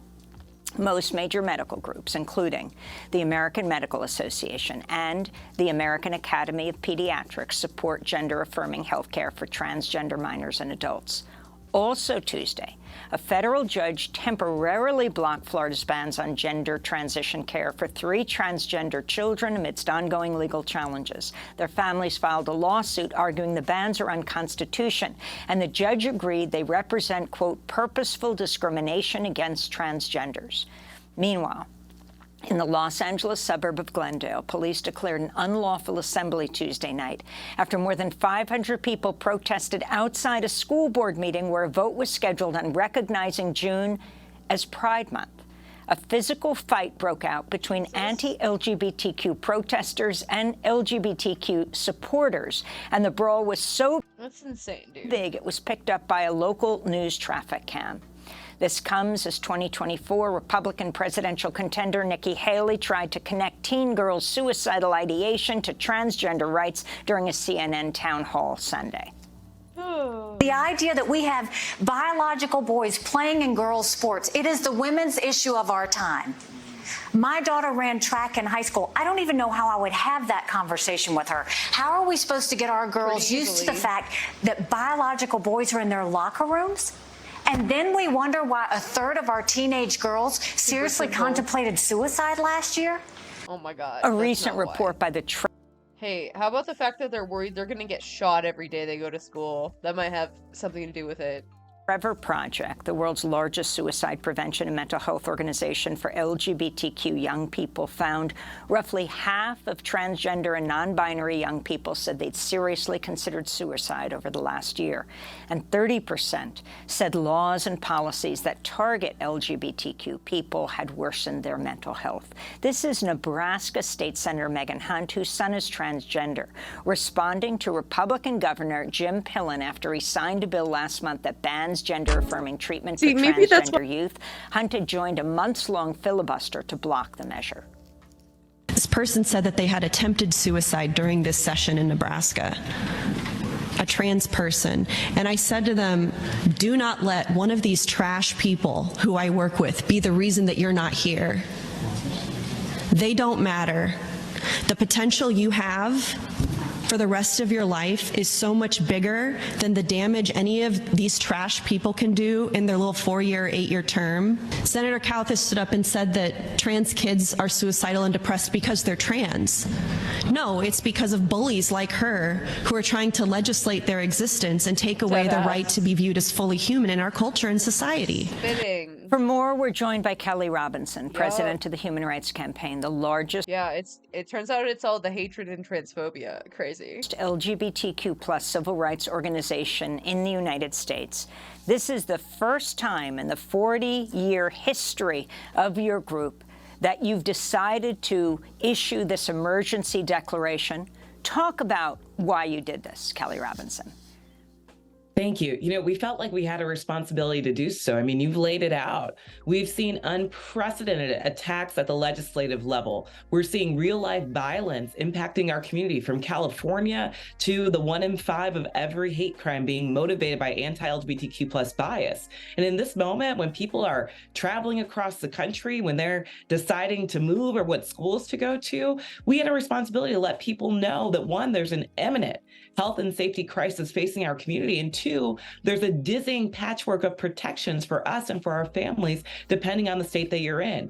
This report lays that out and also gives resources on what your rights are and what you can do if you find yourself in one of these hostile states. Can you talk about what's behind this wave of, and wave doesn't really state it accurately. We're talking about, as you've documented, hundreds and hundreds and hundreds of bills that have been put forward across the country. This is political theater. They are doing this to pander to a MAGA Republican base in so many of these states. Look, the majority of people support the LGBTQ plus community. 70% of Americans support the LGBTQ plus community and believe that legislatures should be standing with our values. 1 in 5 of Generation Z identifies as a member of this community. 20 million American adults. This is not an issue of the margins. What we're seeing play out is a loud and vocal minority that is sowing hate and fear against our community because they're not willing to solve the real problems. If they actually cared about the safety of our kids, they would be moving forward legislation to prevent gun violence. Yep, gun control. They would be doing gun control because that's the #1 killer of kids. The #1 reason kids die is because of guns. It's not because of gay. Simple as. It's the #1 killer of our children, not taking away the rights of parents to support our kids and growing into their fullest selves. Over the weekend, U.S. District Judge Thomas Parker ruled a new Tennessee law restricting drag performances in public was unconstitutional. This is drag performer Cian Howe at a Pride event in Franklin, Tennessee. Having the answer finally delivered and that breath of fresh air and that weight off our shoulders that it's finally gone, we don't have to worry about it, is lovely. We can breathe easy for the rest of the year. There's still a fight, and we still have to continue fighting. There's still other states that drag is still being criminalized, that we still have to work on, but this is definitely a step in the right direction. And in related news, a federal judge blocked parts of a Florida law banning gender-affirming care for transgender youth. Judge Robert Hinkle asserted gender identity is real, and he ruled in favor of 3 families with 3 transgender children who will be allowed to obtain prescription puberty blockers. So there is very bad news, but also good news. And some of these rulings are by Trump-appointed judges. Yes, that's very true. I mean, that's just showing the extent to which that they are going, how unconstitutional the laws are that they're passing in these states. But the thing that I really want to pull forward is the impact is real. The fact that over 500 anti-LGBTQ plus bills have been introduced, even if they don't pass into law, it is having a devastating impact on the safety and well-being of our community. And when you match that with easy access to firearms, with an extreme rhetoric of hate, that's where we're getting these real-life outcomes of violence, from kids having increased incidents of mental health crises to real assaults at drag queen story hours or bomb threats on hospitals. That's why this is such a crisis right now, because it's got the legislative impact, the human impact, and then it's creating a culture of fear for our community, because we know they're trying to push us back into the closet right now. And we are doing all that we can to show up in joyful resistance and resilience to make that not the case. Not only for ourselves today, but for every young person that's watching this play out. So talk about doing this as presidential candidates are coming forward and taking very strong stands against the gay community in the Republican field. Everyone from Governor DeSantis of Florida to the former South Carolina Governor Nikki Haley. Can you talk about what you hope declaring this national state of emergency, how it will affect the presidential campaign? You know, I have to say that what I see playing out in the Republican primary is devastating, it's sickening, and it's horrifying. They are pandering, again, to an extremist base and sowing fear against our kids, against our trans children, only for political gain. They know that this isn't where the majority of the country is. They know that we've identified 62 million voters in the country that prioritize LGBTQ plus issues when deciding who to vote for. That's, of course, LGBTQ plus people, but that's also our allies, our friends, our family. We can't allow them to continue this line of attack. And even more so, we've got to bolster up our champions. We've got to make sure that everyone that is a supporter and ally of this community turns into a champion in 2024 to hold the strongest line possible. We can't cede ground to these bullies, especially politically. And at the end of the day, we also have to recognize that this is an intersectional attack. The same people that are coming after gender-affirming care are also attacking our access to abortion. The same people that are trying to outlaw the ability to teach queer theories in schools are trying to ban books and outlaw the ability to teach about Black history. They are launching an attack on all of our communities that is truly a crisis to our democracy. I wanted to ask you about what's happening in the United States going global, Kelly. In May, the Ugandan president, Yoweri Museveni, signed a sweeping anti-LGBTQ measure into law that makes same-sex relationship punishable by life in prison, even the death penalty in some cases. It's one of the most draconian anti-LGBTQ laws in the world. In April, we spoke to the Ugandan activist Frank Mugisha about the role of U.S. evangelicals in pushing this law forward in Uganda. The homophobia and transphobia we are seeing towards queer and trans persons in Uganda is from the West. it is mostly peddled by extreme American evangelicals. Just last week, we had American evangelicals in Uganda attending a conference that was titled the Interparliamentary Conference on African Values. But the agenda for this conference was anti-gay and anti-gender. In fact, some of the African members of parliament who attended this conference are trying to introduce similar legislation in other countries. For example, Kenya, a member of parliament who attended this conference in Uganda that was heavily supported by American evangelicals, is now trying to introduce a similar legislation in Kenya. We are seeing this anti-gay propaganda and anti-gay legislations moving around Africa. Ghana already has one. We are worried about other countries like Burundi, Tanzania, that could introduce similar legislations. So that's Frank Mugisha, the LG. I hate to see this fucking bigotry spreading, like, just being exported, like, fuck. LGBTQ activist in Uganda. So many LGBTQ people are fleeing Uganda right now with the passage and signing of this law. Kelly Robinson, in that conversation, he particularly focused on the American evangelical Scott Lively, who talked about homosexuality as a Western agenda. Can you talk about how what's No, it's the homophobia. That's the fucking Western agenda. happening in the United States is having such a massive effect globally? I mean, it's heartbreaking. It truly is. It is devastating to see how impactful that piece of legislation is in Uganda. And we know that it's true what he's saying, that the same people that are pushing these anti-LGBTQ plus laws in the United States, they are exporting this hate. They are using places like Uganda and the full African region as a testing ground for what they hope to do in the United States of America. These are groups that are designated hate groups like the Alliance to Defend Freedom. This is a true crisis, and it's also heartbreaking because America used to be the beacon of hope. We used to be going to countries talking about what it means to expand rights to people. And now this is the legacy that we're moving forward. All of us need to see this for exactly what it is, a precursor to what they also want to make true in the United States of America.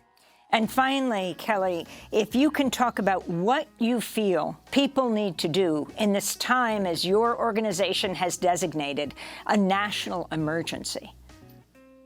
I think that we need to recognize that first, there are children looking to us to see what we are going to do and say in this moment, to see if we will stand up for their lives, if we will validate their humanity and their dignity. And all of us have a responsibility to do that vocally and proudly. We have to stand up and tell our stories in every way that we can about being a member of the community or being an ally to this community. You have to take political action, contact your legislatures and tell them not to mess with our trans kids, not to mess with the LGBTQ plus community. And ultimately, we have to vote. We have to change the political dynamics in this country so that it is no longer advantageous to our opposition to attack the LGBTQ plus community. We can get on the other side of this issue, but we've got to do it together. Well, Kelly Robinson, I thank you so much for being with us, president of the Human Rights Campaign, the nation's largest LGBTQ plus civil rights organization. For the first time in its 40-year history, it has declared a national emergency for the LGBTQ plus community.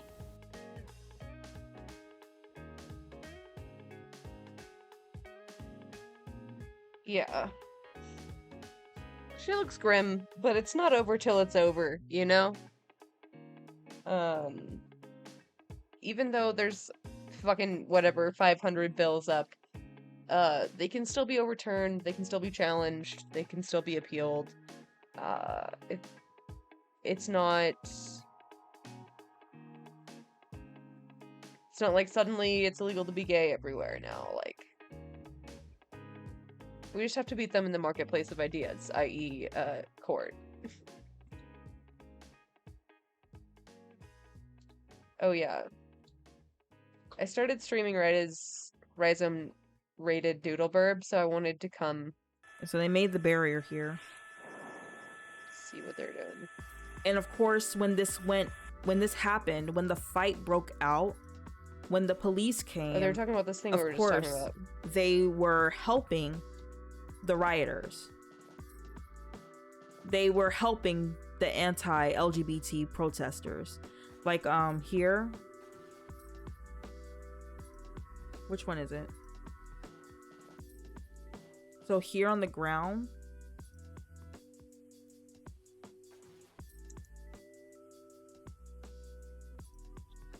The one, like, I think this one is a pro LGBT who got kicked around. This was an anti-protester. So you could tell which ones were the anti-protesters because they're wearing gray and they have the shirt that says "Leave our kids alone." The people who have the "Leave our kids alone," they are not actual parents. I need to reiterate this. Classic. They are not parents of this Classic. school board.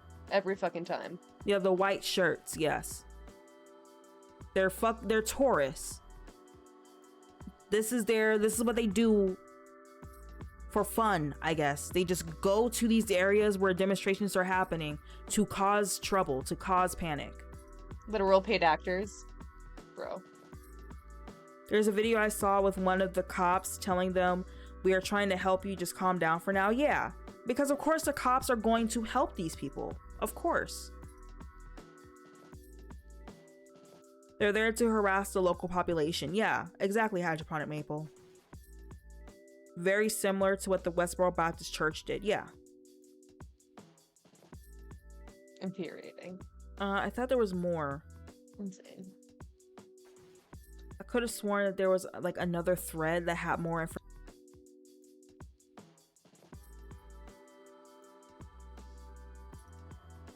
Today we're talking about CNN's implosion, which is a sight to witness. While New York looks like a dystopian hellscape today, the GOAT Lionel Messi snubbed Saudi Arabia and is joining MLS. We've got all that and so much more on today's brand new Philip DeFranco show. You daily dive into the news, so buckle up, hit that like button, and let's just jump into it. Starting with, the air in New York City right now is absolutely horrible. With the New York Times reporting, even if temporarily, even if just briefly, New York's air quality ranked as the worst of any city in the world on Tuesday. With Mayor Eric Adams warning while conditions are anticipated to temporarily improve later tonight through tomorrow morning, they're expected to deteriorate further tomorrow afternoon and evening, and saying we recommend all New Yorkers limit outdoor activity to the greatest extent possible. But those viral photos and videos of New York only tell part of the story. The big question, of course, is why is this happening? Because New York's air quality is actually generally in the good category. And it turns out the reason for all this is that Canada is currently smoking out New York. Because right now, coast to coast, there are hundreds of fires, most of them considered to be out of control. But the fires in the Canadian province of Quebec, due to their concentration and amount of smoke, are considered to be the worst right now. And reportedly, it's destroyed over. Dude, I was thinking about this, like, if you've ever been to Canada, you know that there's a shit ton of trees. It's just very thick forests, like, through most of it, I presume. I mean, I only went to, Quebec, so I'm not sure, but, like, I think probably it's all very wooded, right? So everyone on the West Coast is like saying like, oh, like you didn't know, oh, first time, but like it seems genuinely worse, honestly. Like I've seen my fair share of wildfire smoke, and like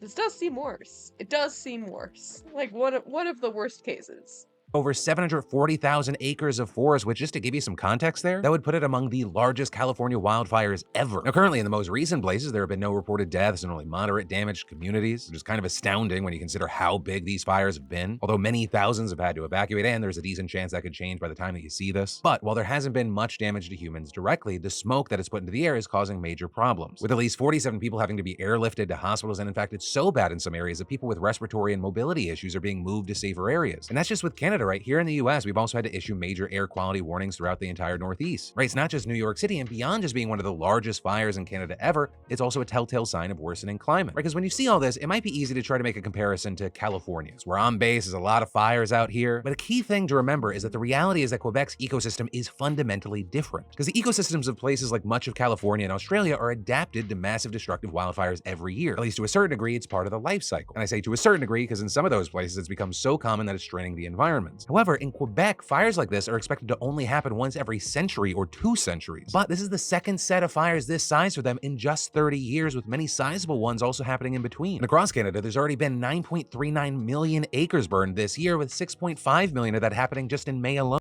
Jesus Christ. What the fuck? Like 10 million acres? What the fuck? Oh, that's almost twice the numbers seen by this date, and the season's just started. And so with the increasing frequency, it's expected that this environment, the plants, the animals, are going to be taking a real beating. But as far as the short term and the now, I'm obviously going to keep my eyes on this. Hopefully it doesn't get worse, but there is also a glimmer of hope, with weather forecasts currently indicating that temperatures might cool down amid some rain, which would honestly be an absolute blessing to help the hundreds of firefighters in the region that are trying to get these blazes under control. And finally, if you... It's risky though, because, yeah, like, wildfire will often make a rainstorm happen because of all of the, I don't know why. It's smoke, something, condensation, air temperature cools rapidly, something, thunderstorm. But then the thunderstorm can make the fires worse because of the lightning. So, that's my drunk meteorology lesson for the day.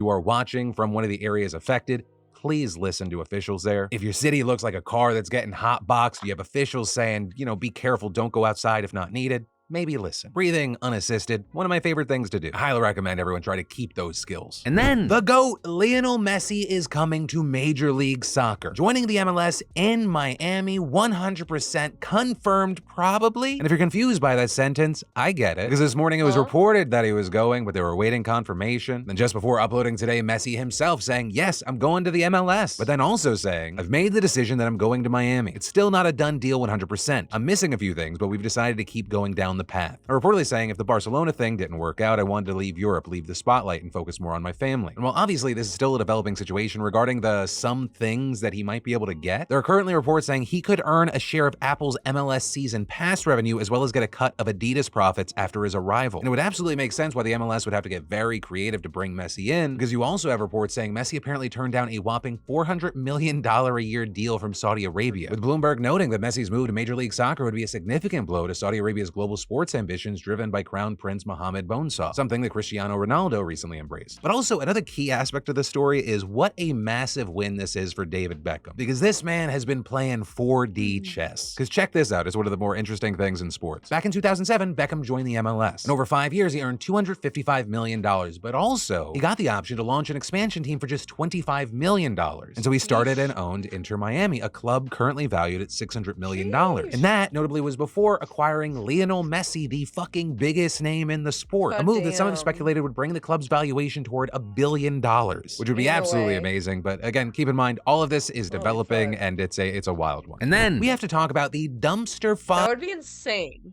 That would be insane if an American team landed Messi. What?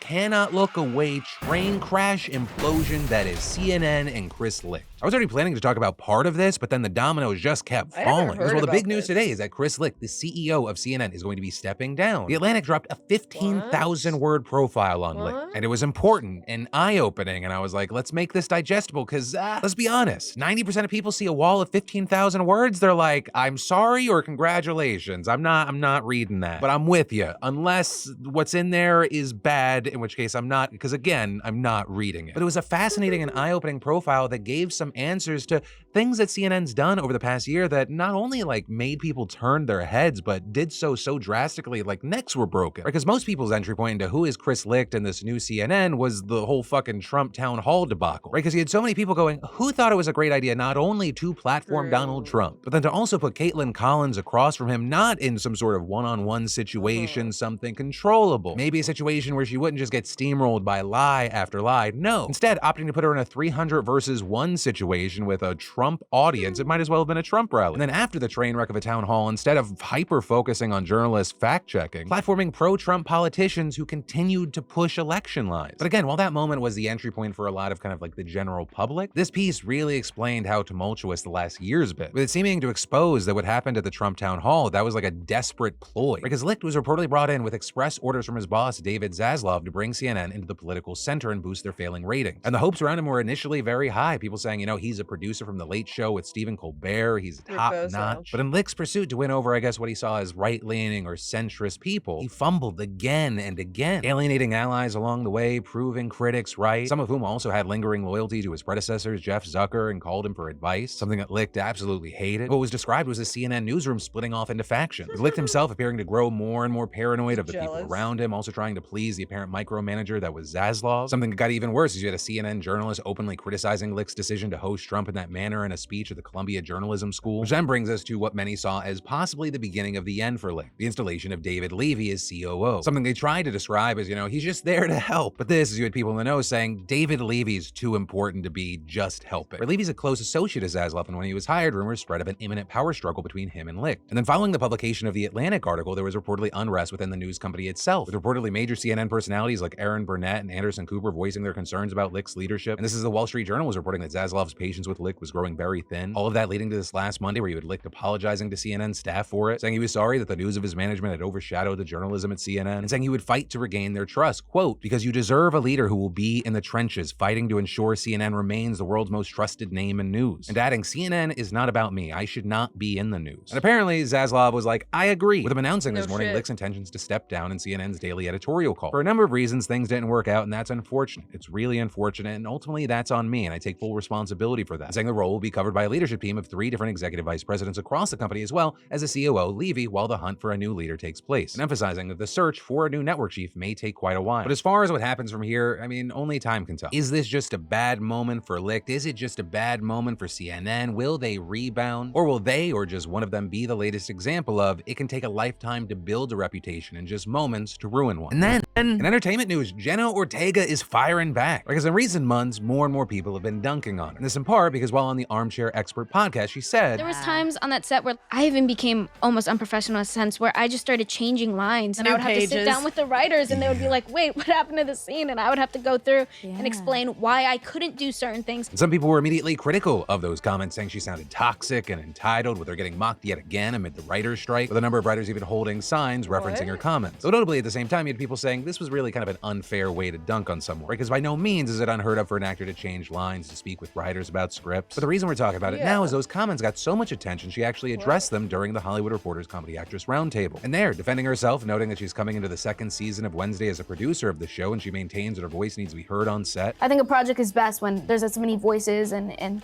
you know, ideas thrown out as possible. And I've had experiences on television where I felt like my voice wasn't heard, that I was meant to be a puppet, that I didn't really get to say. I've been told on sets, you wouldn't know because, you know, you're not a writer, or like, just shut up and do your job. All from 12 years old, I mean, I've been hearing sorts of things like that. But a very key thing here, adding that Tim Burton wanted to stand behind her. He wanted to make sure that she was heard. And so the two of them would actually work with the writers to make sure that happened. Noting that in general, she feels it's hard to be heard, not just as a woman, but specifically as a small woman. Saying people actually treat her like a child, but that's not fair. And she wanted Wednesday to be different. I'm someone who's very opinionated, or very, because I know what it's like to be a people pleaser in this industry, and I know how unhappy or how frustrating it's been in the past. I think when I went into Wednesday, I really put my foot down and made it clear that everything that I had to say, I wanted to make sure that it was that it mattered and was heard. And it really, I think, you know, as the show went on, we all got a better feel for one another, and it's become a really collaborative experience. With her also adding she feels lucky that as a producer, she'll be able to get into the room earlier in the process, be more involved with the scripts and development. Yeah, that's cool. It should be fucking collaborative. You know? Like, writers, they spend a lot of time in their head. They may not be reading out every single line that they write. So an actor knows better when a line is like in character, or if it needs to be revised, or if it's gonna sound right, like coming out of their mouth, or if they can deliver it right, or, you know, like, actors also have important insight. Like, that's like weird elitism to like privilege the writer's perspective. meant. One of the main things being she just wanted to have a voice, with many of the other actresses noting, yes, that's incredibly important. Make sure you're not walked over. Though that, of course, something easier said than done. But, I mean, there being no shortage of situations where you have like two people, an actor, an actress, or whoever, doing pretty much the exact same thing. One being seen as a genius, a visionary, someone incredibly passionate, and the other being seen as just kind of a problem. But yeah, ultimately, what are your thoughts here in general? But also, do you feel like Ortega is kind of getting an unfair shake? Is that even a fucking phrase? Sometimes words just come out of my face in a random order. And then everywhere you look, the culture war in America is leaking into everyday life, with one of the latest examples being this school board meeting in Glendale yesterday. They were having a meeting when suddenly the live stream went dark, board members are sheltered in place. And that's because just outside the building, there were a lot of people furious that they were voting on whether to recognize June as LGBTQ Pride Month, something that the district has notably done every year since 2019. But all of a sudden, this year, several hundred protesters and counter-protesters filled the parking lot with about 50 cops in between them, shouting at each other through megaphones, conservatives claiming they're trying to protect the children. We are fighting for the rights of those children who don't want to be indoctrinated. We're talking about children. We're not ready for such choices. It confuses them. Meanwhile, you had counter-protesters saying, you're not trying to protect the children, we're trying to protect the kids by making LGBTQ students feel safe and accepted. The folks on the other side say they are not homophobic. Do you believe them? No, not at all. No one's handing us a curriculum and saying you have to teach kids to be gay. Like, I don't even understand. I don't think they know what they're talking about. And we don't have any prescribed LGBTQ plus curriculum.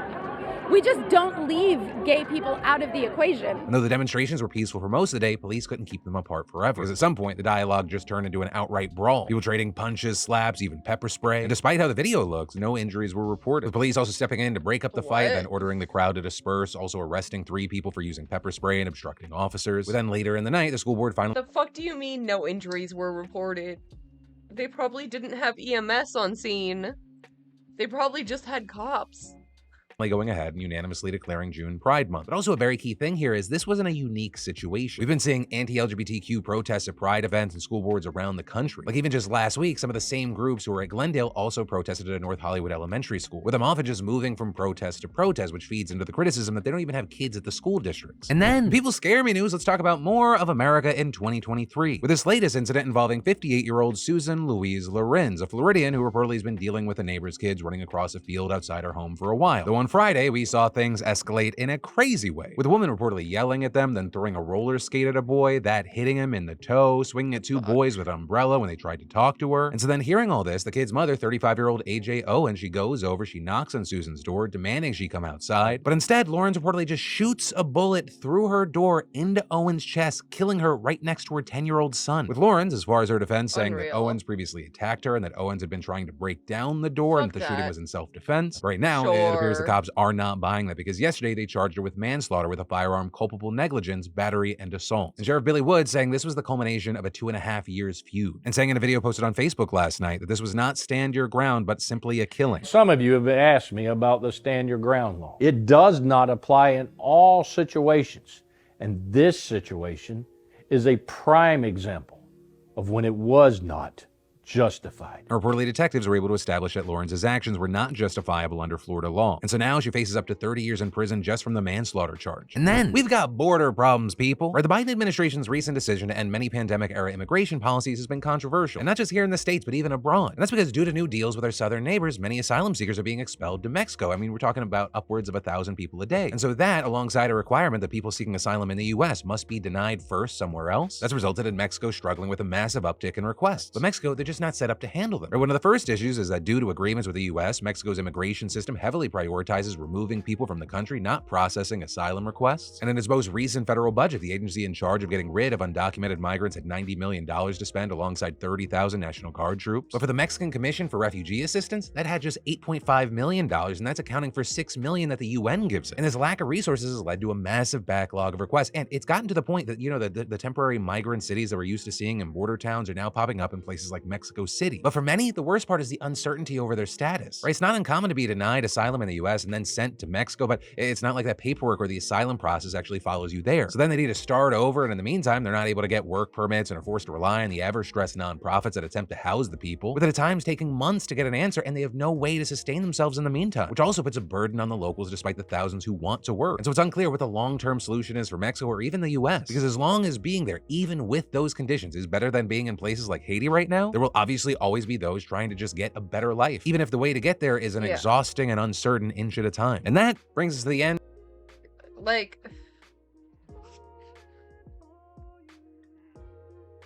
making it harder just denies people, like, the fucking right to asylum. Like,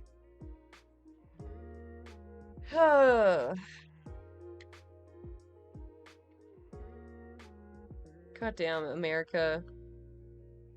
Goddamn America.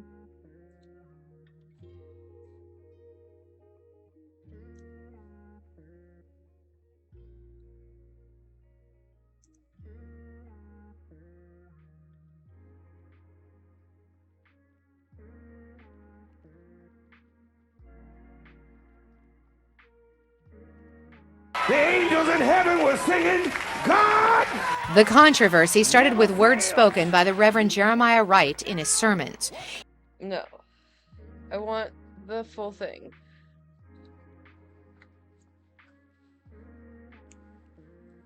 No, no, no. Not God bless America. God damn America. That's in the Bible. Prior to Abraham Lincoln, the government in this country said it was legal to hold Africans in slavery in perpetuity. Perpetuity is one of the University of Chicago words. That means forever. From now on. When Lincoln got in office, the government changed. Prior to the passing of the 13th, 14th, and 15th Amendments to the Constitution, the government defined Africans as slaves, as property, people with no rights to be respected by any whites anywhere. The Supreme Court of the government, same court, granddaddy court of the one that stole the 2000 election, Supreme Court said in its Dred Scott decision in the 1850s, no African anywhere in this country has any rights that any white person has to respect at any place, anytime. That was the government's official position, backed up by the Supreme Court, that's the judiciary, backed up by the executive branch, that's the president, backed up by the legislative branch, and enforced by the military of the government. But I stopped by to tell you tonight that governments changed. Prior to Harry Truman's government, the military in this country was segregated. But governments changed prior to the civil rights and equal accommodations laws of the government in this country. There was back segregation by the country, legal discrimination by the government, prohibited blacks from voting by the government. You had to eat in separate places by the government. You had to sit in different places from white folk because the government said so. And you had to be buried in a separate cemetery. It was apartheid American style from the cradle to the grave, all because the government backed it up. But guess what? Governments changed. Under Bill Clinton, we got a messed up welfare to work bill, but under Clinton, blacks had an intelligent friend in the Oval Office. Oh, but governments changed.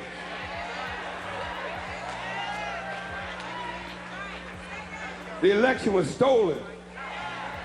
We went from an intelligent friend to a dumb Dixiecrat, a rich Republican who has never held a job in his life, is against affirmative action, against education, I guess he is, against health care, against benefits for his own military, and gives tax breaks to the wealthiest contributors to his campaign. Governments change, sometimes for the good and sometimes for the bad. But I'm fitting to help you again. Turn back and say, he's fitting to help us again. Where governments change, write this down, Malachi 3:6. Malachi 3:6, thus saith the Lord. Repeat it after me. For I am the Lord, and I change not. That's the King James Version. The New Revised says, for I, the Lord, do not change. In other words, where governments change, God does not change. God is the same yesterday, today, and forevermore. That's what his name I am means, you know. He does not change. There is no shadow of turning in God. One songwriter puts it this way, as thou hast been, thou forever wilt be. Thou changest not. Thy compassions, they fail not. Great is thy faithfulness, Lord, unto me. God does not change. God was against slavery on yesterday, and God, who does not change, is still against slavery today. God was a God of love yesterday, and God, who does not change, is still a God of love today. God was a God of justice on yesterday, and God, who does not change, is still a God of justice today. Turn to your neighbor and say, God does not change. Where governments lie, God does not lie. Where governments change, God does not change. And I'm through now. But let me leave you with one more thing. Governments fail.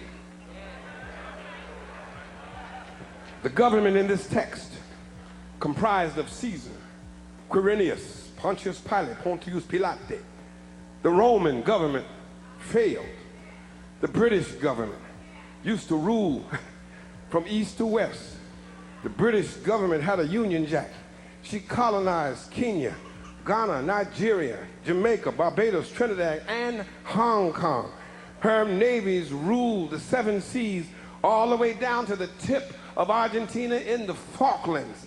But the British government failed. The Russian government failed. The Japanese government failed. The German government failed. And the United States of America government, when it came to treating her citizens of Indian descent fairly, she failed. She put them on reservations. When it came to treating her citizens of Japanese descent fairly, she failed. She put them in internment prison camps. When it came to treating the citizens of African descent fairly, America failed. She put them in chains. The government put them on slave quarters, put them on auction blocks, put them in cotton fields, put them in inferior schools, put them in substandard housing, put them in scientific experiments, put them in the lowest paying jobs, put them outside the equal protection of the law, kept them out of their racist bastions of higher education, and locked them into positions of hopelessness and helplessness. The government gives them the drugs, builds bigger prisons, passes a 3-strike law, and then wants us to sing God Bless America. No, no, no. Not God Bless America. God damn America, that's in the Bible, for killing innocent people. God damn America for treating her citizens as less than human. God damn America, as long as she tries to act like she is God and she is supreme. The United States government has failed the vast majority of her citizens of African descent.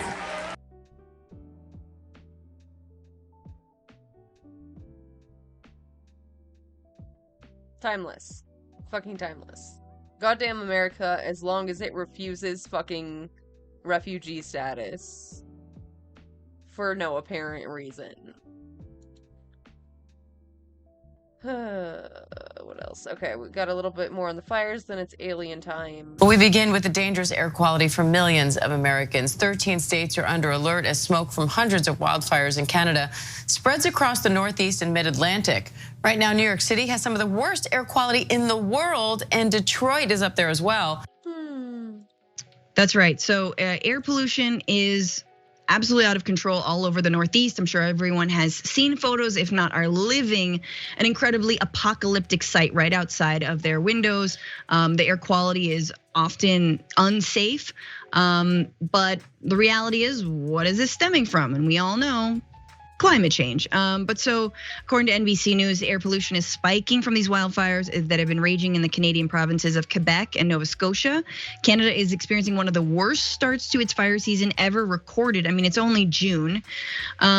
414 fires were burning in Canada on Tuesday evening, including 239 considered out of control. The Canadian Interagency Forest Fire Center said more than 6.7 million acres have already burned this year, federal officials said last week. And just to give you some perspective, here is a map of like how much the Northeast is being affected by the fires. And that red is, we're assuming, the worst of it. That's a lot of bad. Maybe purple gets even. This is me just trying to like key what Noah is saying. Purple seems real bad. Red less bad. green, okay. But if you didn't know, of course, the air pollution from wildfire smoke has become a significant health risk to the US and is growing worse. Stanford University researchers found that the number of people experience at least one day with unhealthy air quality because of smoke rose by 27 times over the last decade. So interestingly with this story, I think that the East Coast is largely, and especially places like New York City, home to so many people, have kind of been spared. It's coastal. A lot of that air will blow inward and whatnot. That's a California problem. And then the proximity to somewhere like Canada, dense forests, and obviously dry forests. It's like, no one is going to be spared from this. I don't know, Ray, about you, but like over here in California, this is a yearly thing, right? In San Francisco, there were mornings when like in the morning it was just like Blade Runner out there, right? In LA, same thing. There's always a wildfire season. This year we've had a lot of rain, so it might be a little bit different. But all my friends were like, see, that's why I can't live in California, because it's just so smoky. And it's like, I don't know. This is a thing of like, you can't just move to the place that you think will be safest for you, right? We're all in this together. The fires that are burning in Canada and Quebec and Nova Scotia, all that air is flowing down to the entire Northeast. This is all of our problems. But I guess I'm curious on your thoughts. Have you been normalizing this kind of air quality on certain days? So living in Chicago, smoke is not something that I've been accustomed to, but for the past few days when I would check the Weather Channel app before I go for my runs in the morning, I've seen it say smoke as the weather. And I was like, I've never seen this before in my life. But I just want to say that, this is one of the reasons why environmental justice is also a disability rights issue, because people who have asthma and allergies are suffering, at a higher level because of the wildfires. It's already difficult for people who don't have asthma to breathe. So having this on top of that, it makes it even more exceptionally difficult. Dude, I can't imagine. I cannot imagine.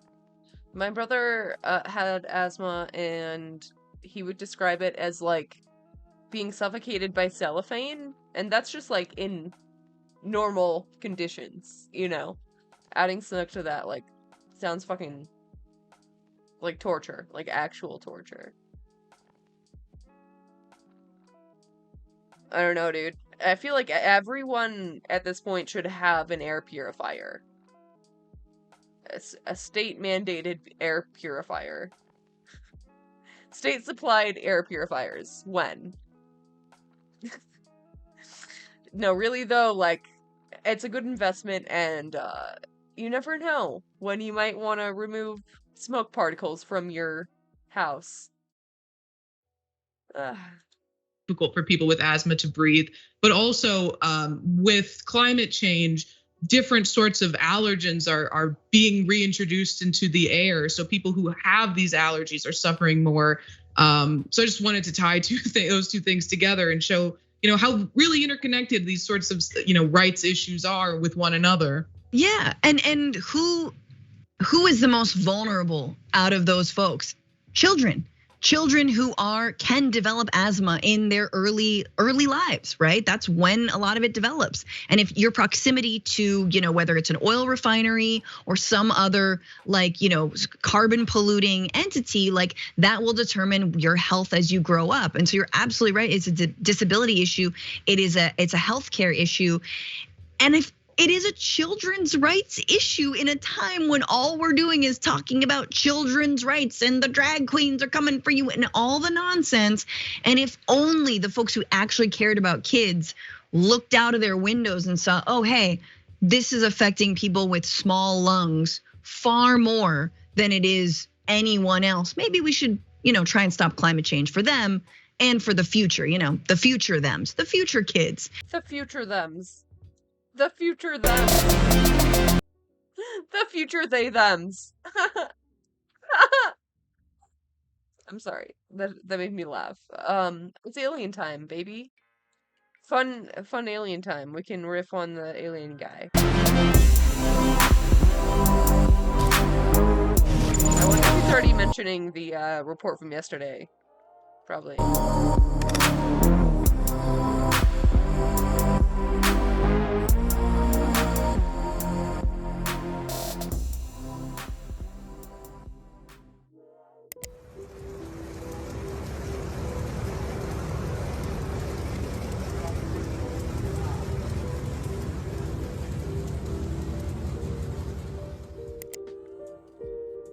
Hey, what's up everyone? Tyler here with Secure Team, and welcome back to another video chock full of more UFO strangeness and or other unexplained phenomena happening around the world. So this first clip that I want to review right out of the gate that you just witnessed, well, it probably looks a little bit similar to something that you may have seen recently. And so to preface, this new piece of UFO footage that was uploaded to the web and is slowly gaining traction of what many are describing as a clear Is that a jelly bean? UFO that is in the shape of a metallic saucer or disc-shaped object making A little lemon head? its way through the skies over Maybe I'm just San hungry. Clemente, California in April of this year. And you've probably noticed that this footage looks eerily similar to that totally mind-blowing and almost Why is it yellow though? identical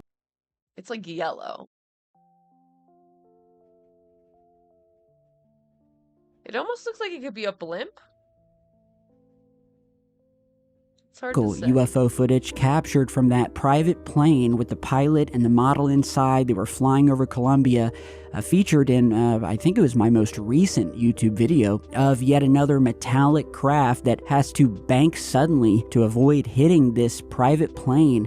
If you remember that, you can definitely see the similarities to this new footage here over California. And so there is a striking resemblance here. And if the two objects are linked, well, it would certainly and obviously give validity to the first piece of footage, but all in all, from everything I've been watching lately, the sightings of these unidentified objects are ramping up. I mean, my guess is as good as yours, so tell me what you think about this footage down below.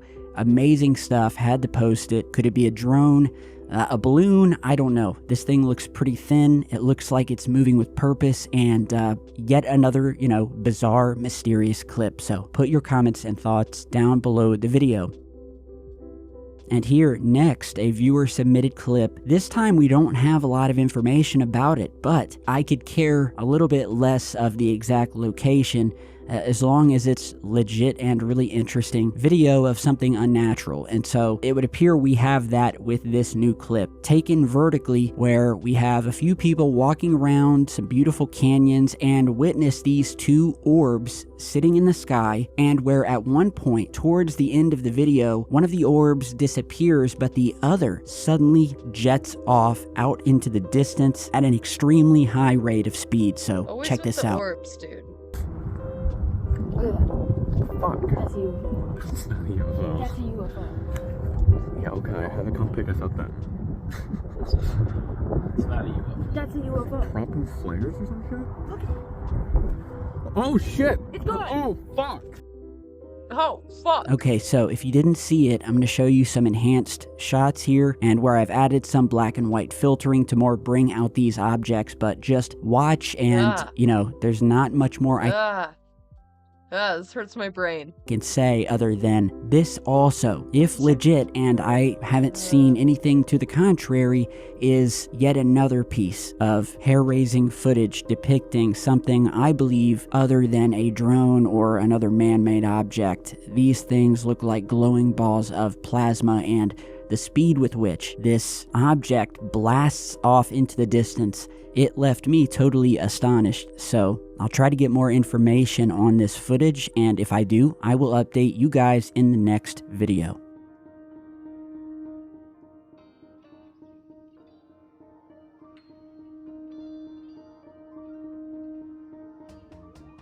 Now next, I want to show you guys a couple of still images that were emailed to me. And by the way, if you have your own UFO footage or just a strange UFO related story or anything that has to do with the subject of this channel, upload your footage to YouTube and then email me the link to the footage or the news story to the email down in the video description, secureteamnews@gmail.com, and I will get to it as soon as I can. The viewer of this stated in his email that he had noticed what appeared to him to be some strange or, anomalous, to say the least, objects sort of just sitting up in the clouds. He took a couple of images and he described these things as, quote, strange black things in the clouds. He said, quote, I adjusted the pics myself See what you think. Top right corner in the clouds. And so you're seeing the original image here that he took, and this is the contrast enhanced version. And if you haven't seen them, we'll go ahead and zoom in. And then he also sent me a third image of a zoomed in shot that has been cropped and depicts the actual objects that he's speaking of. So yeah, the viewer didn't say anything more. This came from David, so big thanks to David. But, you know, other than that they were strange black things sitting up in the clouds, you know, it's nothing new. There are things in our skies just as there are unknown things outside of our planet monitoring us, entering our atmosphere and leaving. These things are I missed this. I'm sorry. contrast enhanced version. SecureTeamNews@gmail.com, and I will get to it as soon as I can. The viewer of this stated in his email that he had noticed what appeared to him to be some strange or, anomalous, to say the least, objects sort of just sitting up in the clouds. He took a couple of images and he described these things as, quote, strange black things in the clouds. He said, quote, I adjusted the pics myself. See what you think. Top right corner in the clouds. And so you're seeing the original image here that he took, and this is the contrast enhanced version. And if you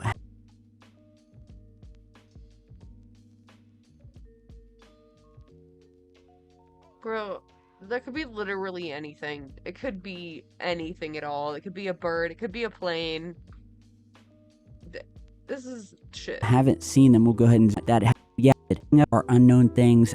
These things are up there. We don't know what they are. They come in all shapes and It could be a hole in the clouds. sizes, as I've documented for 10 years now on this channel. So there's definitely something in the clouds here, and very, very eerie. So next, we have yet another viewer-submitted piece of footage with the basic description that the viewer recorded with his Nikon P900 camera, known for its massive zoom my capacity lens, for making which decisions allows at you 25 to get up insanely close to the moon, captured 2 UFOs and a possible third in this nighttime footage. He says, quote, yesterday, I was filming the full moon with my Nikon P900 and captured 2 UFOs flying over the moon's surface. At 1 minute 20 seconds before the cam is shaking, you can see the first one in the upper left coming into view of the camera, and you can still see it moving on the surface in a non-linear direction, and nearly stops at one point to change its direction in a 90-degree angle to the upper right and out of view as it disappeared. The second one then came into view at the lower right and passes from right to left, also in a non-linear. That is crazy, but it could be anything. That could be a satellite. Like Google has Google Moon. Like Google Earth, but for the moon. Way. The viewer further stated that there were no way that these were satellites, and that after the second UFO disappeared, what he thinks may be a bat also crosses the frame, which is equally strange to me in the way it moves. And now I will go ahead and zoom in on each UFO as they passed.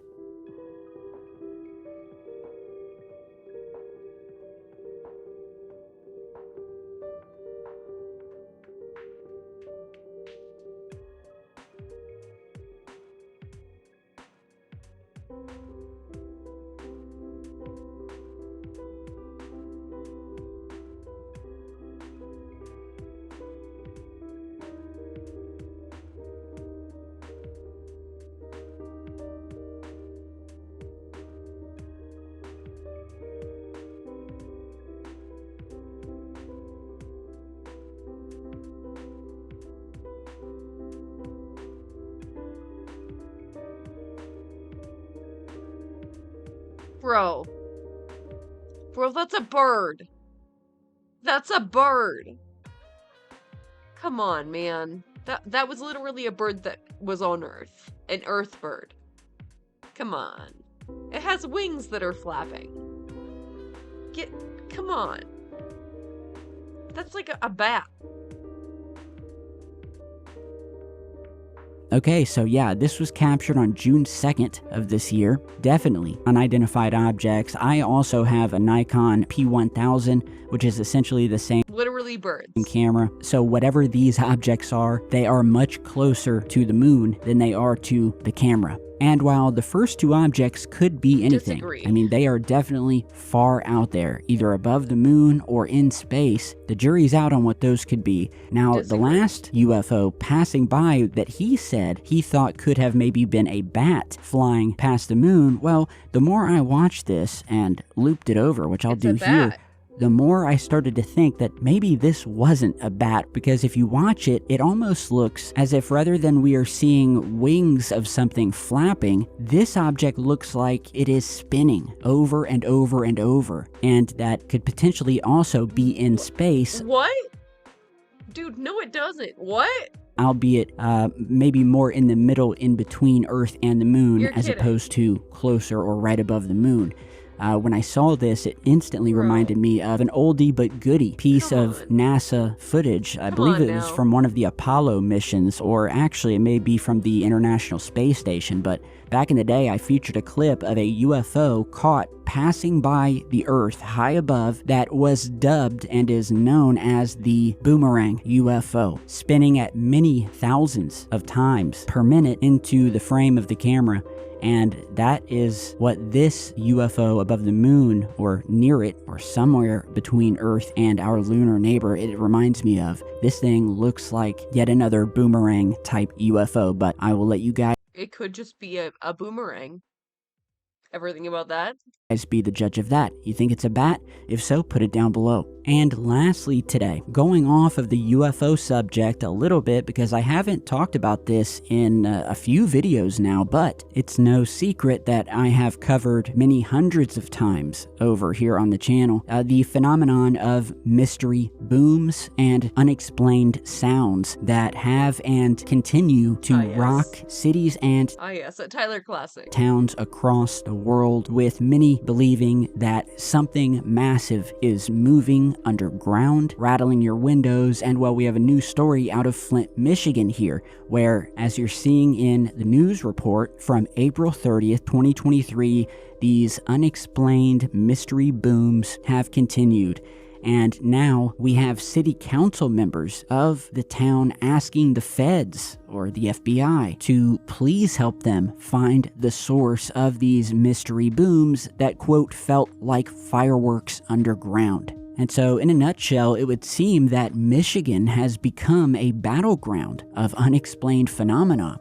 For years, the Rolling Wood neighborhood has been plagued by mysterious and powerful booms that shake the ground beneath their feet. Councilman Quincy Murphy, along with the bewildered residents, have searched tirelessly for answers, but the source remains elusive. Annette Reynolds, president of Rolling Wood Neighborhood Association, described the unsettling nature of these booms. They strike without warning, with no discernible pattern, with an intensity that varies, leaving residents on edge and fearing what lies beneath the surface. And now the city council has called upon the state and federal government for assistance, but so far, their quest for answers has been met with silence.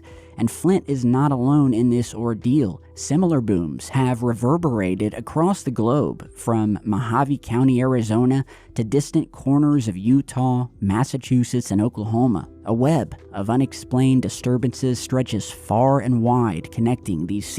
Yeah, it's probably some mysterious aliens and not just fracking. Definitely not all the fracking. Seemingly disparate incidents. And as we have puzzled over before, could it be a hidden hand at play, concealing something of monumental significance? Are underground constructions, or even encounters with extraterrestrial forces, part of this enigma? Some believe it is Or again, is it just fracking? underground construction that could be part of some sort of massive underground railway system, or sounds that could be caused by something of more of an off-planet type nature, from stories of reptilian alien beings living under the surface since man first walked upright, to some of the craziest theories that you could possibly think up on your own. But one thing's for sure, something is happening in Flint, Michigan. They're asking the feds for help. One of the townspeople is quoted as saying that it's hard to explain what it is, and that this, quote, happens on random days at random times, and that to me it sounds like something is blowing up underground, and that you can feel the floor shake. And all of the residents agree that not knowing what's causing the noises and what's causing people's homes to shake from something beneath is extremely scary. And make no mistake, residents are describing these sounds as explosions. Now, to note here, in 2013, after East Side residents in the same area complained of hearing similar periodic booms that rattled the walls of their homes, police acknowledged the department maintained a bomb range in the area at an undisclosed location, but didn't confirm it was connected to the sounds. However, when it comes to these new sounds occurring in Flint, local law enforcement has said this week that the bomb range has been ruled out officially as being the source of the booms. So, whatever these things are, it's not coming from any bomb range in the area. I really hope you enjoyed today's video. I just wanted to show you guys clips, not talk too much. Leave a comment down below. Like this video if you enjoyed it. It really helps with the algorithm. The strangeness continues, and so will our mission to uncover the secrets and answers behind them. Follow me on all of my social media for updates and other little tidbits of news. All of that is down below, and I will see you all back in just a bit. Stay safe.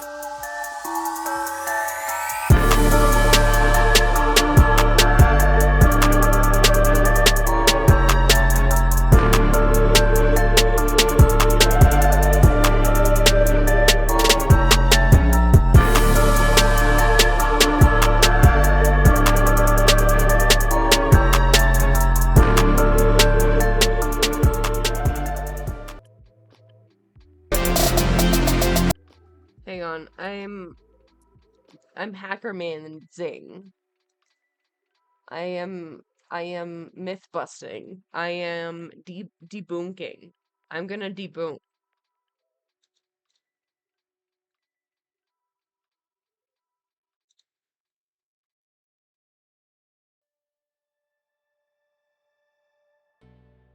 Okay.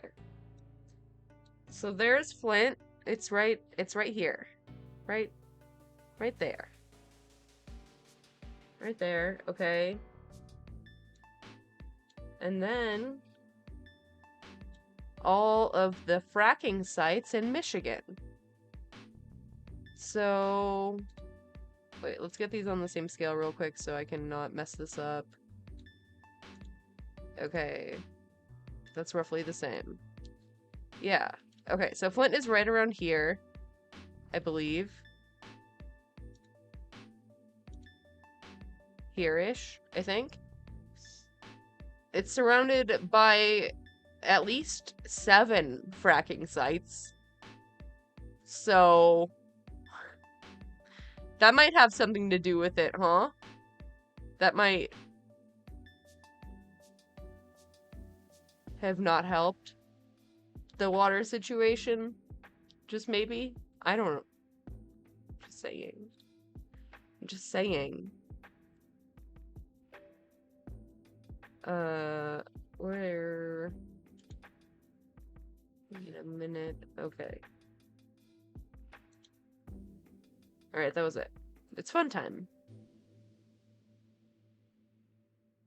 Anybody here going through any breakups, heartache? Yeah, what happened? What's up, buddy? You, yes. What's going on? Oops. Oh, no. So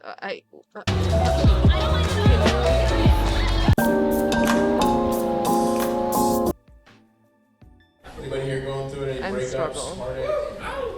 Yeah, what happened? What's up, buddy? You, yes. What's going on? I cheated. You cheated? What a way to start. I cheated, but I'm pretty sad, man. I hate consequences.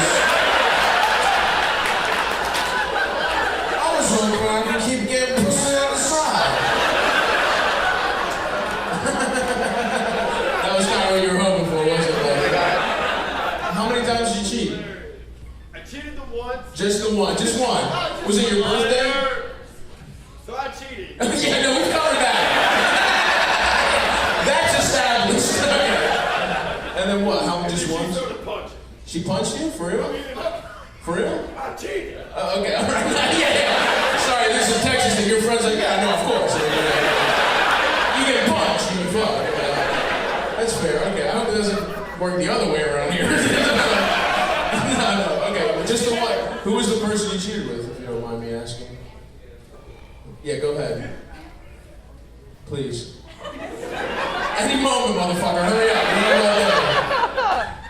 Just say it, you fucking piece of shit. Huh? Getting roasted. The Denver airport. Had a 7-hour layover. No, shut up. You got pussy in the airport, is what you want me to believe. You took an Uber. You knew someone in Denver. You planned it? What do you mean you took? Okay, hold on. What happened? Who was this person? How did you meet him? Tinder? Stop with the hand motions, all right? Are you lying to me? Be honest. This is He's telling the truth. Okay, you guys. Who was this person that he met in Denver? Oh, a kid. Oh, you were on the straight to get pussy dating apps. I see. While you were in a relationship. Okay, all right. Okay, is he drunk? What's going on here? Do you have a learning disability? Mind being Does he have like an issue or something? I really can't tell if you're drunk or if you have like cerebral palsy or something. And I don't want to be insensitive. You understand? So please let me know if that's what's going on. Okay, he's just a dumb piece of shit. Okay.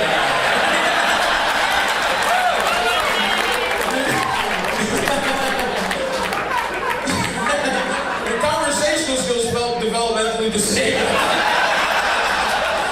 Alright, that's fine. How about I say it for a friend over here? The sad cheater. Just waiting in line for a Southwest flight smelling like pussy.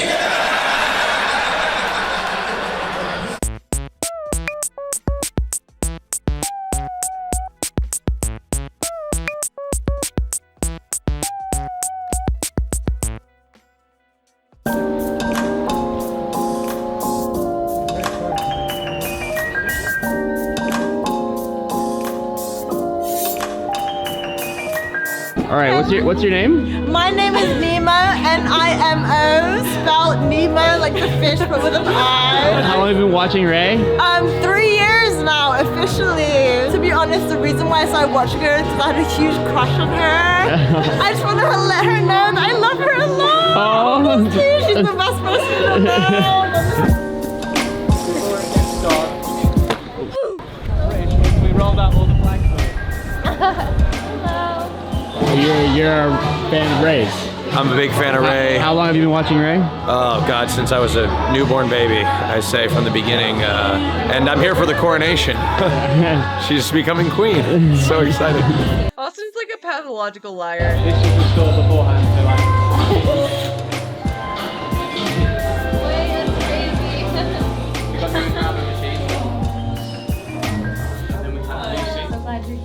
Oh, don't be silly. You're making my job very easy. You barely need anything. All right, what are your names? I'm Quinn. I'm Barbara. So you guys got the merch? I love it. I love it. I love it. It's my favorite thing to wear.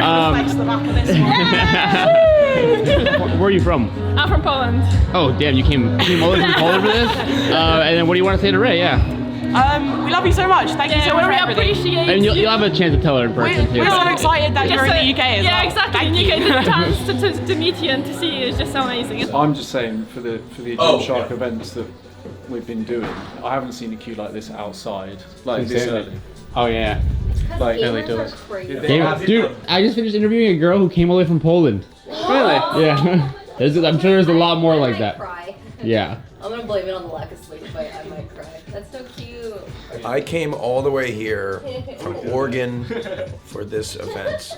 Couldn't miss it for the world. You camped out at the store. I did. I camped out. I pitched a tent on Regent Street right in front of the Nando's. It was worth it, I tell you. It's been 72 hours. 72 hours, and for some reason I got VIP access to her dressing room. It's incredible. Incredible. When did you start watching Ray? 2018. there anything you want to say to her? I don't know. We think you're really cool. We would love to be like you one time. What are you? Anything you want to say to her? That you're beautiful. Oh, I mean, you'll get a chance to talk to her, I'm sure. She's gonna come down here, but this is for the vlog. But thank you guys. So cute, so cute. It went something. Are you gonna be leading the yoga? No, I told them I was like, I'm down for yoga, but I'm not teaching it. They're so stoked to be here. You're the Beyonce of the street. Way. How are you feeling, Ray? I'm starting to wake up thanks to this monster. I just feel bad because I feel like I can't give them 100%. You know what I mean? I think once you get down there and start interacting, you're just gonna like, it's gonna come to you. Yeah. I'm gonna start laughing out of nerves after everything I say. I can already see it. Like when I'm doing the interview thing, it's just gonna be like a sentence laughing, a sentence laughing. How is Mika doing? He's doing great. Daff is watching him, and 39 Daff is watching him. not 39 Daff. Yeah, she sends update photos and videos all the time. So we do? I'm ready to go. Okay, good. Yeah. I'll tell everyone that. Do you do yoga? No. It'll be fine. Honestly, they love you, so. Just hold the rail while you walk downstairs. That'd be my only advice. Good luck, Ray. I'm gonna need it. Good luck, Ray. In fact, we'll just wait here. Just wait here.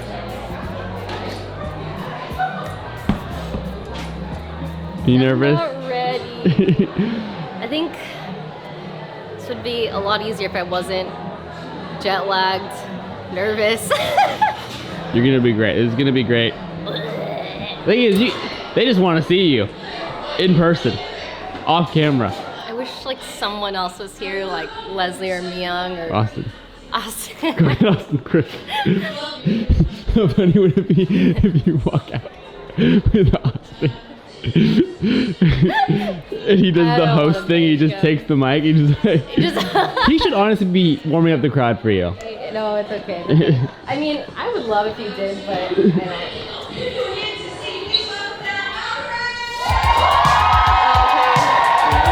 Right now, okay.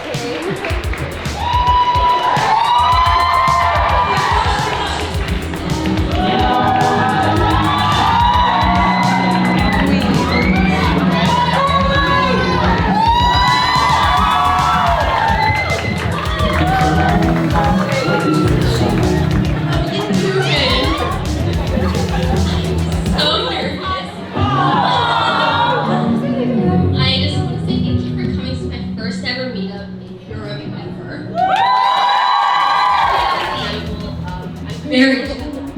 I'm so sorry. Also allergies, so you'll have to excuse me for all the sniffing.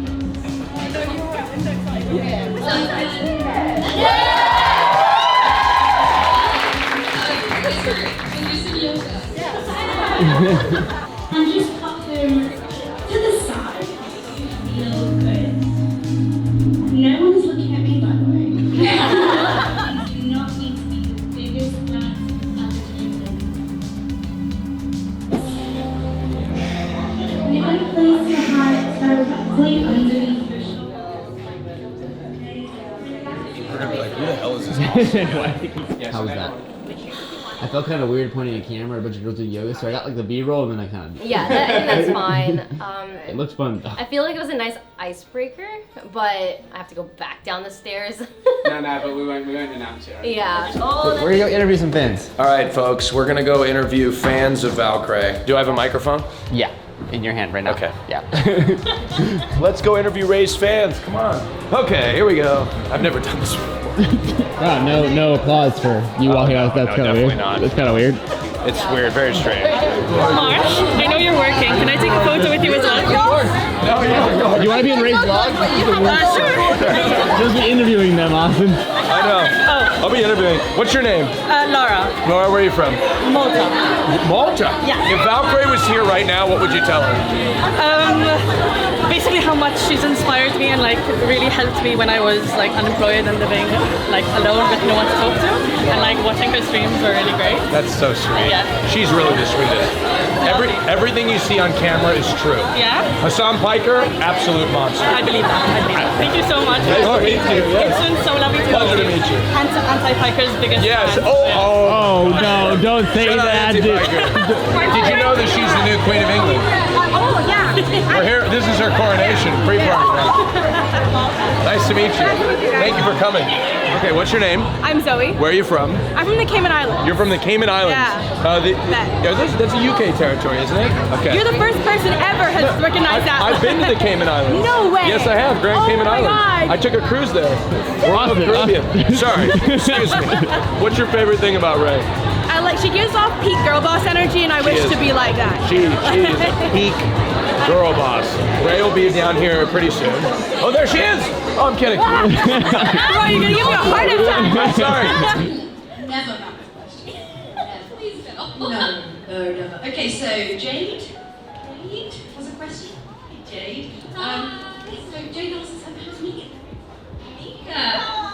I miss him so much. He's doing very well. 5.5 now, which is crazy. I'm sure some of you have watched him grow up a little bit. Anxiety's doing very well. So he used to be so anxious, but he's getting a lot better. I tried Nando's. I tweeted the other day. See what you said. Is it Nando's? Nando's. Cheeky Nando's. Cheeky Nando's.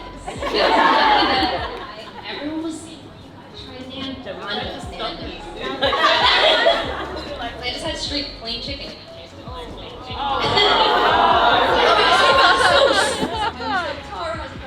Why would you have plain chicken anywhere? What's the best thing about being a woman in shoes? Setting a good example and knowing that you're not alone, you're definitely not alone. I think over time I recognize that girls just love seeing another girl do something that they love. And so I just genuinely just try it myself. Okay, but another question from Nina. Ray is so wholesome. Hello, hi Nina. Do you have any advice for people in their 20s? 20. You are in your 20s. Don't even get me started. You are literally a baby. Enjoy your life.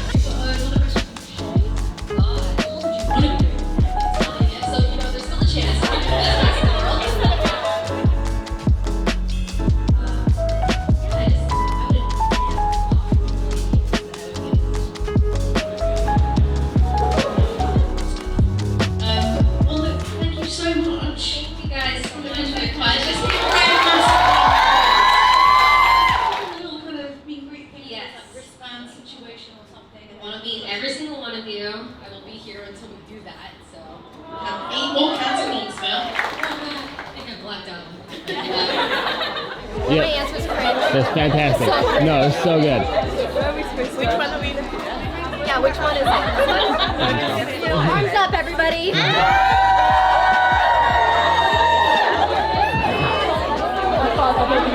Which way is she going? This way or that way?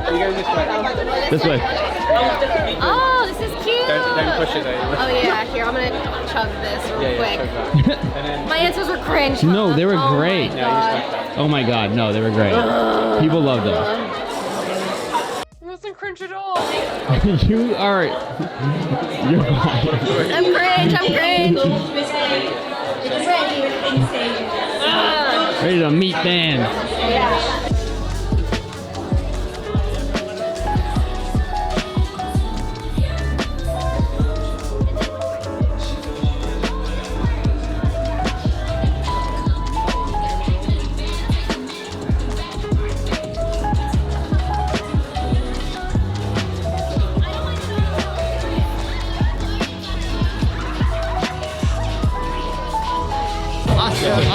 It's a girls only event. I know. She made an exception for me. She made an exception for gay men.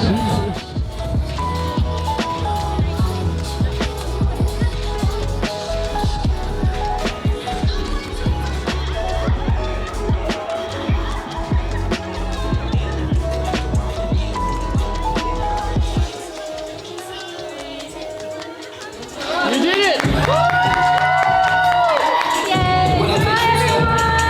Bye, take care.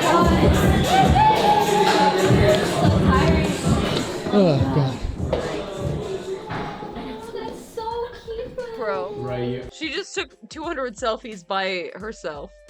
Queen. Absolutely smashed that. That was a journey. That was a journey, yeah. I can't even think right now. Ray, I'm That sorry, but like Conquest is gonna be. Yeah, no, That Conquest, times I'm gonna 100. pass away. That was an insane turnout. I think it'll be different because I think I have some time to get used to the jet lag. I think it's just hard because of the jet lag. I feel like there was so many girls who travelled as well. There was like when I was just looking at the phones, there was girls from like Spain. There are and all the- so yeah. many girls that were Incredible. like, oh, I traveled here. It took like 9 hours. One girl was from Canada. No. Bruh. I think bro just go to LA. Damn. Dedication. This looks amazing. That would be You are amazing. I Really will appreciate that. let you know tonight. Yes, please do. Otherwise, the sidemen are going to be angry at me. Well. First European meet and greet. I cannot see you at all. Yeah. That's it. Give us your closing thoughts. I did it. You did it. It was hard. I feel like, lesson learned, I have to be prepared. I thought I was gonna die. And if I was about to die during this, I'm gonna die in the Philippines, for sure. Because the meetup there is gonna be insane. How'd you feel about it being an all-girls event and meeting all It those? was too wholesome. Like, actually too cute. Everyone is super sweet. Everyone smells really good. It was like the best smelling meat. Honestly, true. True. That's a W decision. Queen. Queen. Great I've ever had. It was crazy.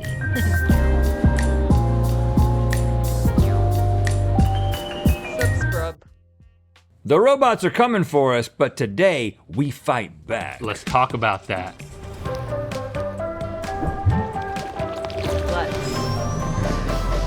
Let us talk. Good mythical morning. Okay, everybody knows the robot overlords are taking over the world, and it's only a matter of time before we have to stand up for ourselves, damn it! Yeah! Be honest, who would win between me and a robot in a fight? Well, it depends on the robot. I mean, if it's an electronic toothbrush, I think you might be able to win. But Alexa, she knows too much. She is a little frisky. Sounds like we should start training. I didn't say frisky. I said she knew too much. All right, how about we start by going head to head with a few robots to see if we can beat them at the task they claim to accomplish more efficiently than we can. Cue the training montage. It's time for We're Here to Kick Some Robots, Part 1. Welcome to the beep, beep, boop, boop battle zone. All right, so we're gonna take turns going head to head with different machines. We're competing to better accomplish the task that they were created to replace us to do. Feel threatened much? No! And after we finish the task, an impartial judge will decide who did a better job, man or machine. If we win, we get to embarrass a robot. Yeah, and if we lose, a robot will embarrass My bet is on the machines. I think it's gonna be the machines. us. Yes, all right. This round, Rhett, you are gonna be dealing cards to I'm not good at that. to 6 imaginary players. I feel like I'm below the average man. Well, the robots are coming for you because robots can deal cards now. Look at this thing. Let's This go. is I mean, this has been around for a long time, but the sure. Nile Owl automatic card dealer machine. All you gotta do is put your, I've never used this thing. Classic. You just put your cards in here and then you just, look at that. Oh, whoa, look at you. Look at you. That's the fun way to do it, but that's not the right way to do it. Right way to do it. Yeah, because I see 4 of the cards. You just put, yeah, you can't. That's not good. That's not good. That's not how it works. All right, some more information before I do this thing. You're gonna have 30 seconds to deal out to 7 cards to 6 people. 30 seconds? A little bit of comparison here. We paid $128.99 on Amazon for this thing. And I'm priceless. You are free. You are $0. This thing rotates 360 degrees. Okay. This thing can hold 2 decks. Does it go both ways? I don't know. I don't know. Because I definitely do. It can hold 2 decks at the same time. Two imaginary decks. I'm not touching my deck right now. I'm gonna put these in Screw the that bottom of machine. the deck. Let's see this thing in Well, action. so it's holding the cards from the top, so I can hold the cards, you little freaking little square. Listen, I'm pulling for you. Okay? Yeah, yeah. Well, I'm pulling for you. You're a human guy. Encourage me a little bit. Because that's what I am. Encourage me. You know what? Just deal to everybody. Is it going to do pretty decks? I've never seen it work. All I know Why is this table so low? Can I get on my knees? Just shut up and deal cards, man. All right, you ready? You have 30 seconds. 3, 2, 1, deal. Oh my gosh, look at this. All right, so it's going, man. It's really going. It's got 4, it's got 5, it's got... It's done. Oh gosh, I'm done. Keep going. 2, 1,000, 3, 1,000, 4, 1,000. I don't know how many I've got. You lost track of counting? I think that's it. Dude, okay, so I'm actually not gonna touch anything because I want the impartial judge to see it as it lays. Okay, well, I got to take this deck out of the middle. You should take that out of the middle because he'll know that that's a robot. How on earth could we even get an impartial judge for such an exercise as this? I mean, that can't be a human. Oh, yeah, it doesn't have to be a human. It can't be a robot. Oh, it doesn't have to be a robot. What could it be? A half human, half robot. Oh, wow. This is really happening. Whoa, look at that. Look at who could this be? It's mysterious. I'm Droid Hill. Good morning, Brett and Link. I am a cyborg. Droid. Okay. Well, he's totally impartial. Do you get it now? Do you like to play rummy or whatever you play with 7 cards? Oh, yeah. Okay. Well, Ready check for it out, everything. because we have both dealt some cards. Well, one of us has left it to the machines. So you can get a closer look. Start over wherever you want. What the fuck is this? Hi, Dol Mephistos. Welcome in. Start here. What are you seeing? All right, I see 6 distinct piles.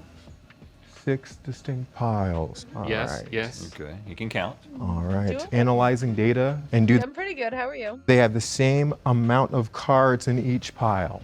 That's a good question. Analyzing even more. This is intense. Scanning. He's scanning. Going over here, scanning. I'm just gonna tell you yes. There's 7 in each pile. I think the only difference is really like these piles aren't as neat as those piles. That is correct. Right. So I mean, which one are you liking more, Droid Hill? I'm liking this side. It is neater. And might I Wedding dress shopping? That's fun. say, as the man in this situation, it's also dealt in a nice distribution where this is like, what, one person's on one end of the table and everyone else is on the other end of You the got to table? do a bunch of more gathering. This, so you've chosen the man, and I feel good about that because this. I mean, you're going to spend $128 just to do this? No, no. Correct. And so, does the man part of yourself feel better right now? Feeling great about the man side. The winner of this battle is man. Yes. Okay, the men are off to a great start, and we actually only have to win one more of these challenges to fully beat the robots. Yeah, I am smelling cat poop, so I want to get on with this. I'm over here in front of basically a normal litter box of Chase's cat's poop and pee, and since I have a cat at my house, I'm gonna be the man in this scenario, and you're gonna push the button on whatever intriguing device you have over there. It was mainly stressful. Yeah, I'm sure. They're so expensive, but congratulations. I hope you find something fun. This is the Pet Safe Scoop Free Complete Plus Self-Cleaning Cat Litter Box. Come up with a catchier name. Come on. Chase loves this because he has one of these at home. $170 on Amazon plus the tray. Dude, I want one of these so bad. It looks so handy. Is $25. They say you change it about every month. Chase says he does his every 2 weeks. Look at Chase. I actually have the tray here too without the right. So robot basically mechanism. that disposable tray is in the bottom of this thing. We each have a minute. Now this is how this thing works. There's like a sensor in here, and exactly 20 minutes after your little feline does the thing out of its behind, it's 20 minutes pass and then it comes through and it rakes. I will have to do nothing other than touch a button, but typically it would just happen automatically. I think I'm pulling for machines this time, man. This is like the worst task in the house. I guess. But I'm thorough, man. I'm good at this. We're gonna take about a minute. We're gonna give you a minute. We're gonna give the machine a minute, and we go when I press this button. Are you ready? I'm pulling for you, actually. Okay, cool. You know, I think the men should win. 3. I don't know why. 2, 1, go. First of all, these crystals oh, that's. Oh, you're wearing a dress as the groom? That's so nice. Yeah, I hope you find something soon. You might be able to find something in a thrift shop. I know, like, Goodwill, I don't know if they have as many, but, like, smaller shops, I've seen them have, like, relatively cheap ones. That's really poop there. Yes, it's a really weird poop. type of thing. It's like it's got silica. It's like absorbent. Oh wow, this machine is doing a grand job. Link. I don't really like the sound or the feel of. Ew. Oh, look at that! It's like a monster just opened up. Thank you for the follow. I hate this. Yeah, that's the worst part of like having cats is dealing with like the sensory feelings of litter box. Up his mouth though. Glass. It kind of feels like I'm scraping my fingers across a chalkboard a little bit. Well, look at that. What's happening over there? It just swept up everything and put it over here under this little convenient little lip. The pee doesn't clump with the silica. And then, see, the thing that I do, patent pending, is called the poop You should do less talking and more scooping. If I there's get anything left. I get the little pieces of poop because if I was the oh, there's one more. Hurry. Try to get the little pieces. Okay, you're done. All right, bring in the cyborg. Droid Hill's back. Yeah, he is. Do you have any kittens, cats, or felines? I have two. Little. All right. So you're no stranger to picking up poop. Take a look at these two trays. All right. Oh wow, he came prepared. Analyzing. All right. Oh, he's really analyzing. Yeah. This is pretty. I don't detect any pee or poo. Right. And this is very clean. It's starting to feel weird, by the way, massaging that. It's like yeah, you're a little too into it. Clean over here, so clean. An intimate Zen garden. Now, I will say that there is some. It's not clean right there. Oh, that was my doing. I no, kind of shipped it through. was there before you touched it, Droid Hill. So not as cleanly. Yeah. Over to this one. Ooh, I can already tell there is pee.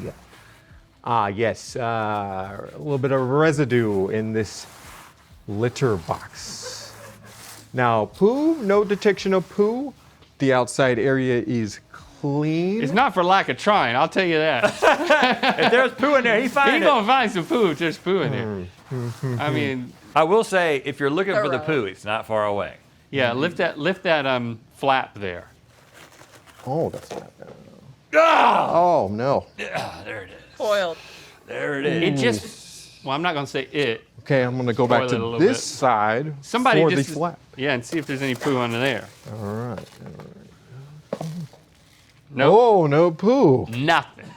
Ooh. So- this is gonna be. So which one are you liking? There's a little bit more of a mess here, but it seems to be more thorough. You're picking up urine from over there. I will go with this due to the fact there's no pee or poo noticeable.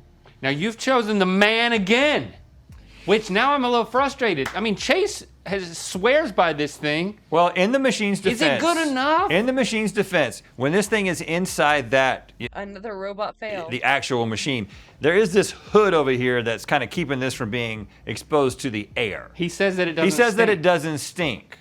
So the poo is there, and then at the end of the month or whatever, you just take this whole thing and toss it. So I will say that. Take that into account. Put that into your database. But the pee doesn't clump in this type of crystal, and that's why it's still staying out there. All right, it's your last chance to change your mind. I've made my decision. Okay. Machine. What? Hold on. Due to the fact, What just happened? if you have the poo, Yeah. it's going to eventually be there multiple times. It's all contained, and it's clean. The area is clean. Yeah, my area wasn't clean. I think your machine part is showing a little bit, to be honest with you. But you know what? Hey, it only Fine. makes it more interesting. This round, we're celebrating my birthday with some tequila sunrise virgin versions. Who you calling a virgin? And then the drinks. Oh, yes, they are. But we're also celebrating our birthday with a Mythical Society deal.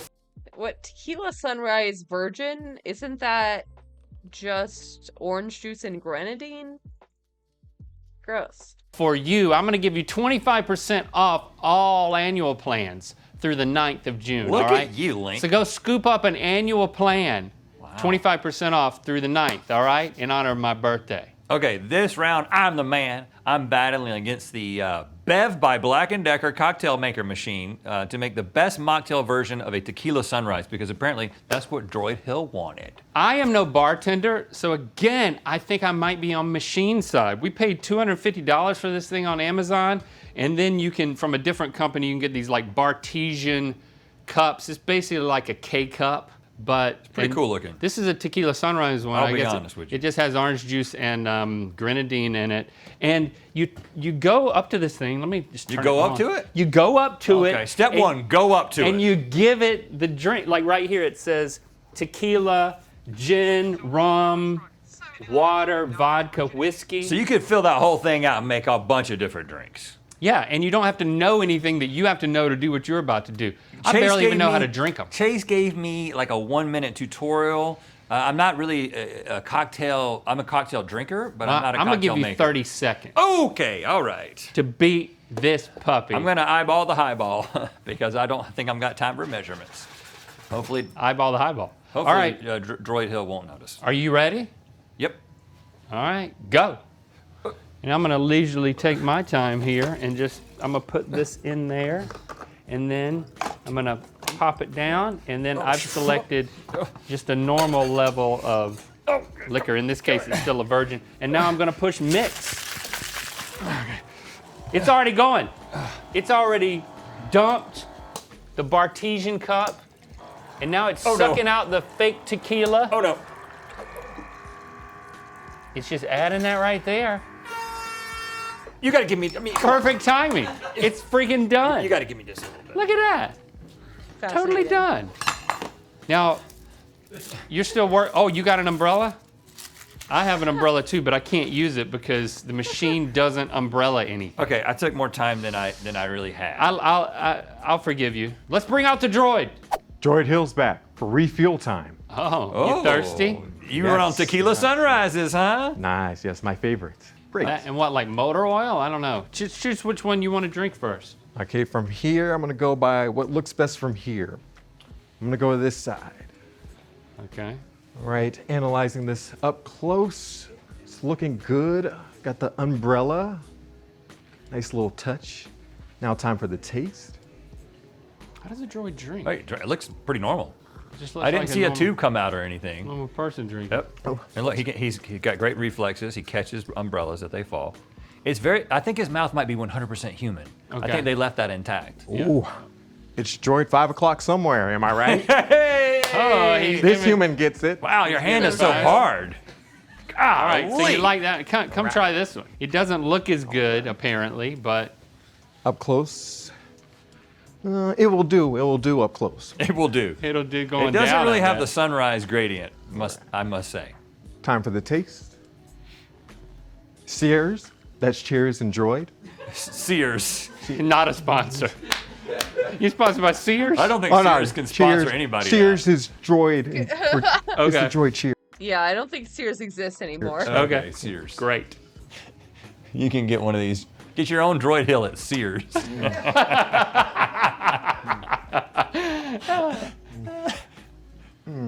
This seems a bit watered down. It's messing with my calibration systems. Oh, really? Party mode decreasing. Oh, no! Decreasing. Party mode decreasing? Does it taste bad?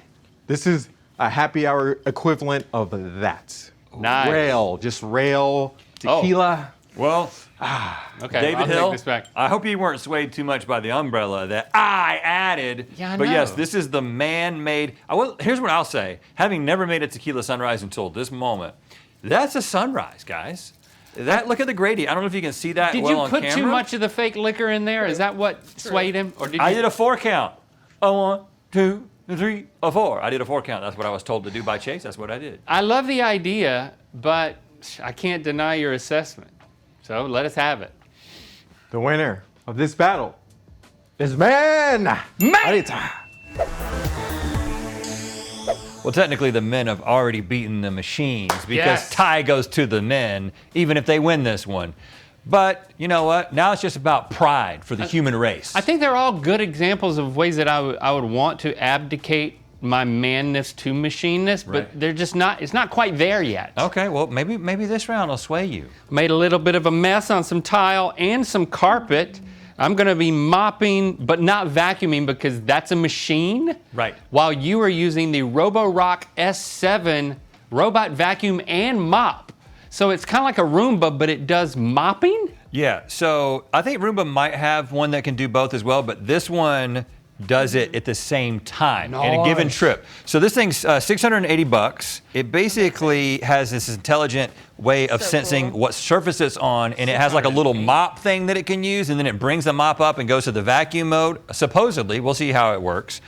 You basically I can do that. You know, basically this from mop thing mode to is vacuum mode. typically it would be in this dock over here, and then it just kind of lets itself out, does its thing. You can also like talk to it through Alexa or Google Home. Oh, you can have a relationship with it? But because we've got a little border, I will have to assist the machine. Don't hold you can this date against the machine to take it out, and then I'm going to control it with an app. Oh, dang. And like basically, when I think this thing has done an adequate job of cleaning this mess up, we'll just see where the man stands. Okay. Okay, and we'll do a one-to-one comparison. So I'm gonna start with mopping. okay, I'm just going to set him down. It's a him. Yep. And then I'm going to press clean. Okay, so now I'm going. Let's go. I barely know how to use these newfangled mops, but somebody left a popsicle out here. I'm off to a really good start. I feel like I've basically got all of this tile cleaned, and that thing's still in a corner. Oh, it knows it's on carpet. Look at that. Well, you know what? I know I'm on carpet. Whoa! It got it out of the corners, man. I'm just gonna do this. Oh, now it knows it's not on carpet. If you would have told me when I was a kid that there could be a robot that would know it wasn't on carpet, I would have crapped myself. Okay. You would do that anyway if you were going to Dollywood. Yeah. I only shart on the way to Dollywood as a general rule. I will say, the man is doing quite well. Thank you. Less than 2 minutes in. Thank you, other man. The good thing about sweeping is that it's a great workout, and the results. I don't know what's happening. The results are totally worth it. You feel like a sense of accomplishment. It seems to be confused. True. I'm done, dude. I mean, look at this. It's so confused. It's half carpet, half tile. Done. Man, done. Here we go. Amazing. So it's half and half. It doesn't know what to do, dude. Put it back on the carpet. Nudge it. I'm not going to touch Robots it. suck. That would be cheating. Kick it, dude. I don't. That's cheating. I'm not. Kick it. I'm not. I want you to robot. win. How much did we pay for this? $700. $700. I'm gonna kick it lightly. Now it's kind of straddling. This line has really confused it. Yeah, why is it doing that? Maybe it knows it's being watched.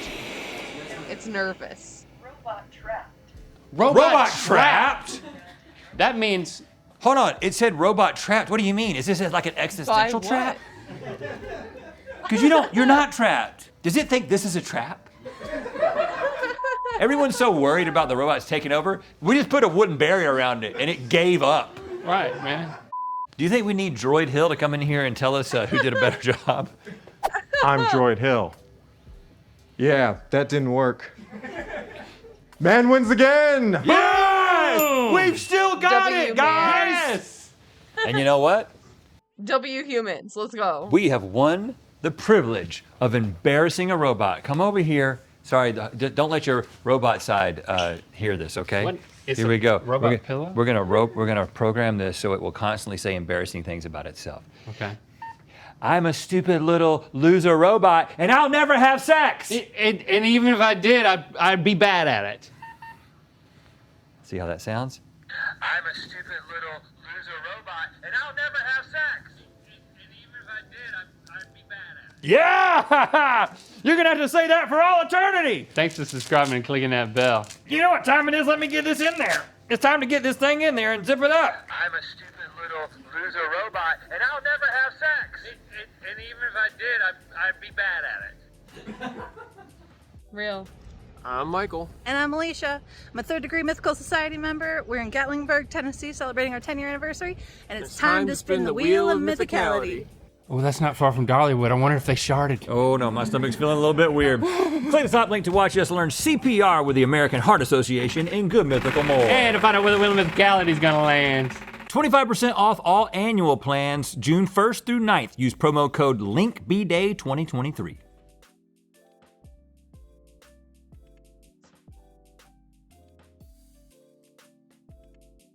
So do you recognize these purchases? No, I don't. These are from a week ago. This is crazy, man. This isn't me. What are these chat logs? Bro, who sent you this? I'm not gonna reveal my sources. Oh my god, dude. Hey everybody, before we get into a deep, dark addiction of mine, we have to thank the sponsor who is supporting. Today, I'm gonna let you in on a more personal aspect of my life. I'm trying to talk about this in not such a hyperbolic way, but I do think it's something that, I just come out and say it, man. I have an addiction. I'm addicted to balloons, and not in the nitrous sense. You know, I'm not huffing balloons at a party like, yo, holy crap, dude, my head feels massive. It's not like that. It's a different kind of balloon. It's a type of balloon that you would contract a small mammal to help you break down. Now, these monkeys, they're trained in various skills. You know, some of them are trained in magic. Some of them are trained in militarized combat. But regardless, they don't work for free. They cost money. You gotta come up with ways to get that money. And occasionally, you'll call on a specialized monkey. I got a guy named Benjamin who is extremely good at scamming money on the side, and he helps me contract more money. I'm talking about Bloons TD6. If you're unfamiliar with Bloons TD6, let me put it like this. Do you have a 45-year-old mom that's addicted to mobile slot machines? She doesn't understand that it's just a micro-transaction scam. She's never actually gonna win the slot machine. She's always gonna be down money, but she doesn't understand. She just keeps playing. Every time she can, she's on her phone, just spin. It's kind of like that, except instead of a slot machine, it's what they would call a tower defense game. And basically, you will fire up the... Let me know. Let me describe to you the level at which I've gotten with playing this game. This game has taken over my attention span. The same way you might reflex and pull out your phone to maybe check the Twitter timeline or your TikTok feed or Reddit or something like that. That's Bloons for me. It's at a point where someone tries to have a serious conversation with me. I'm listening. No, I'm listening. No, go ahead.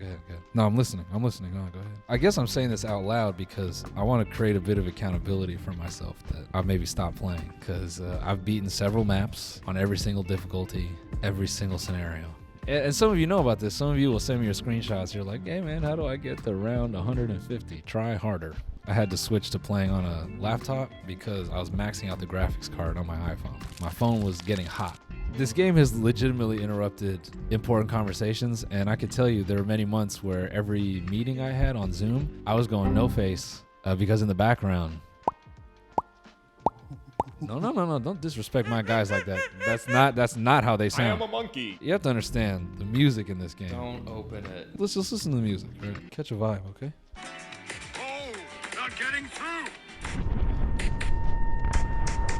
Yeah, no, I'm here. So anyways, Alex has put together a series of questions to maybe get to the center of my addiction, and maybe we can't solve it. So is TD6 your first version? Yeah. How'd you get started? Spock. You know, I thought Spock was my friend. Now it turns out he's a user like the rest of us. And he got me into it because he needed me to install the game through his referral code, so he'd get an extra $300 in game. Tell us about your first balloon pop in your rookie days. I mean, that first hit. Just once I heard that sound, I couldn't stop. I lost a few times and I thought, this is ridiculous. I'm not gonna let this kid's game make me feel like a loser. Rank the top 5 priorities currently in your life. I would say first, is my career. My wife, I guess. I guess. Balloons is probably like 3 or 4. How many hours do you think you've logged? Dude, I want to see. Here's the thing. This game has a way of making you feel okay about your addiction. As all addictions do. I don't know how many hours, but I'm level 115. Jesus Christ. I've popped millions of balloons. You have to understand, I had a desktop folder of screenshots of some of my games, so I've got a lot of hours. What's a good time to play balloons and where? Oh, dude, balloons. That's the thing. You can play balloons like literally anywhere. In the middle of an argument, on the shitter. If you see me turn my phone sideways, that's what I'm doing. Noel, we gotta craft your will. Yeah, most def. Sometimes I'll affectionately refer to it as monkey game. I'll play monkey game minutes before going on stage. You know, I just got monkey game, and then I head out there. Does your family support your career? My family don't know about this. Alina does not. Sometimes we play together and it's healthy, but then there's times where she says, "Yo, turn that off," and I can't. What are your hero monkey synergy combos? You know, usually I just use Oben. I don't even want to manage the money, you know. But if I'm feeling like I got to make some cash, I go with Benjamin. What do you see yourself accomplishing in 5 to 10 years? Listen, in 5 to 10 years, I would love to make a movie about balloons. I want to reboot Planet of the Apes, but it's balloons. Which strengths do you believe you have that make you a great balloons player? Well, you see, when you play StarCraft 2, Oh my you kind of have this natural understanding of like economy and how to spend your money and army value and stuff like that. So I think that makes balloons kind of ripe for my brain. How would your fellow balloons players describe you? My fellow balloons players would probably describe me as average because honestly, I've gone down a rabbit hole. I've watched like many YouTube videos of guys that are like really good at this game, and I'm not on their level. But if I had to borrow from like StarCraft rankings, I'd probably say like I'm a high platinum, low diamond player. How do you stay motivated when the balloons get tough? They don't. That's the thing. The only tough balloons are the bosses. I still beat them. There's nothing left for me to do in this game. It's only hurting me. So do you think you're the greatest of all time? I don't think I'm the greatest of all time, but I think I've spent too much time. There's something really humiliating about being on an airplane, being a grown adult, and when I plug my phone in and I pull out my phone and turn it sideways, and maybe the flight attendant thinks like, oh, maybe he's gonna watch a movie, and I pull out this game for 7-year-olds, and then they come up to me, they're like, would you like anything to drink, sir? And I go, Diet Coke. Most people know you as a comedian, rapper, YouTuber, therapist, doctor, lawyer, and business tycoon. We're not including this. Let me finish the question. Most people know you as a comedian, rapper, YouTuber, therapist, doctor, lawyer, and business tycoon. People criticize F1 for having rich people who are underqualified for the sport compete. Would you agree with critics who say that's similar to what you're doing here? I'm not underqualified though. I'm overqualified. I have an appetite for commitment that is beyond the normal person. The amount of hours I've committed is well beyond what any normal person would commit. And that in itself is why I know it's a problem. Can you tell us what we're looking at here? Bro, who sent you this, dude? I'm not going to reveal my sources. Oh my god, dude. I think I sent this to Siva and Garrett. I think this is the most money I've ever made in balloons. In game, I had $3.8 million. What are your thoughts on in-game purchases?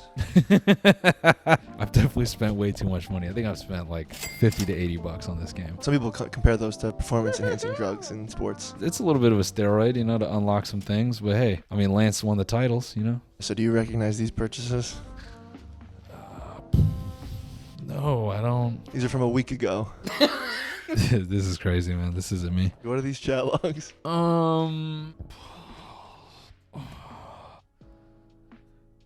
This isn't me, man. So is Noel Miller not natty? No, I'm natty. You listen, sometimes you need the money to keep going. The monkeys give and they take. This looks so bad reading it the other way. I was playing it like a StarCraft, so I figured why not just play what I actually want? This is just sad. You've criticized fellow balloons addict and heavy in-app purchaser Nima Sadeghi for his in-game purchases. That I have.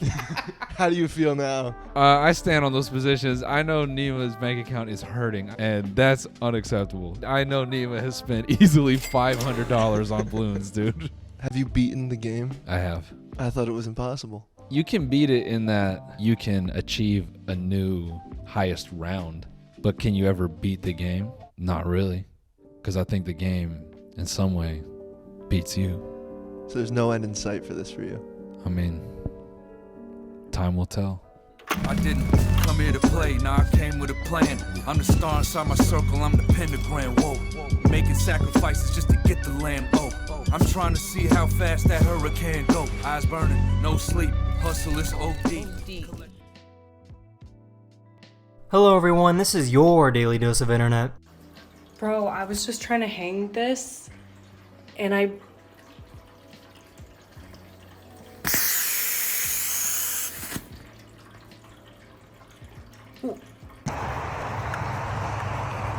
Uh-oh. Oh no. That can't be good. Give me the best screen! Ain't no way. Give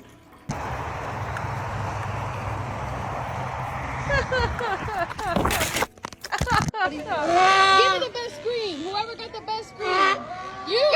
I got you right here! This artist painted this beautiful picture and then cut it to make room for the Subway Surfer video game. His goal was to make it easier for people to focus on his art since everyone's attention spans are so short now. The manager at Ain't no way, dude. Ain't no way, dude. You fucking troglodytes. If you need Subway Surfer to look at my art, then you get Subway Surfer.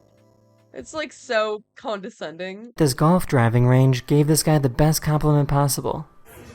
Alright, what's happening? I just need the balls to stay inside of the net. How can you cut into a red cabbage and see this and think there's no God?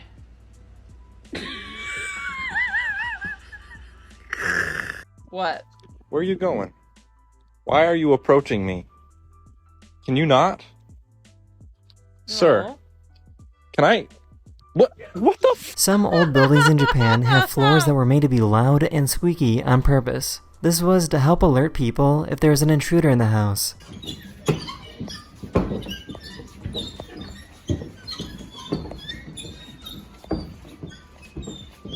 That's awful. I hate that. I hate it.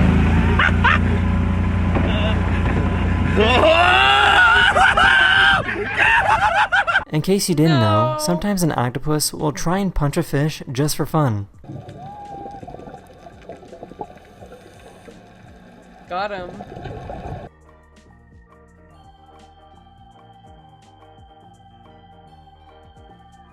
This guy was so excited to see which Olympic athlete he was going to raise. Oh my god!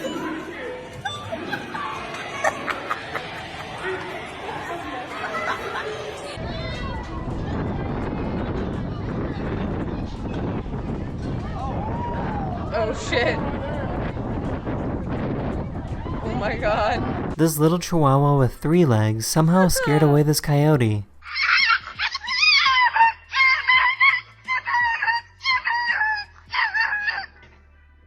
Get him. Get him. Pigeons love bricks. If you give pigeons a brick, they will get so excited and jump on it and run around in circles. This is because before cities, pigeons lived on rocky cliffs. The brick reminds them of the natural environment they originally evolved in. That's cute. Aww. Aww.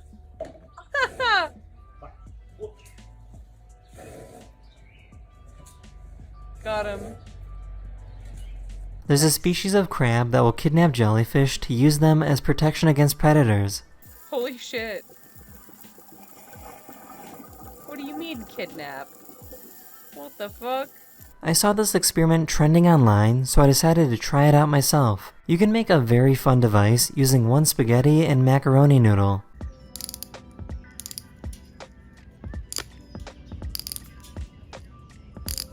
Okay, that does look fun as fuck. If you look closely, you can see this bee spitting on his front legs and then placing that spit on his back legs. This helps make their legs sticky when they're out collecting pollen. That is the end of this video, or we hope you enjoyed, and I'll see you guys again very, very soon. Later.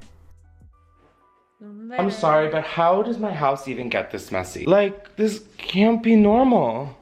Right? Hey everybody, what's up? If you're new to my channel, my name is Chris Clemens, or if you're one of my Clementines, welcome back to the dysfunction that is my channel. Me? Touching my melons? Buy my shirt. Buy my hat. Buy it all.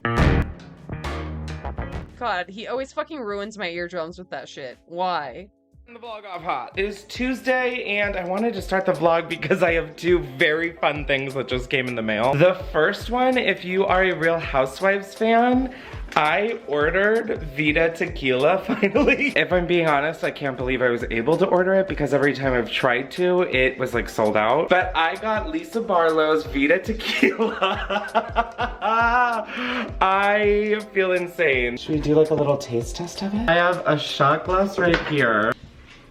Ooh, oh my god, that is tequila. And it doesn't smell that great, if I'm being just totally honest. I have become a Lisa Barlow stan, not like her as a person, I don't think, but as a character on television, I greatly enjoy her presence. Let's see if I enjoy her tequila. Did you just hear Booger stretch? Booger, that was the cutest thing ever. All right, here's Vita Tequila Blanco.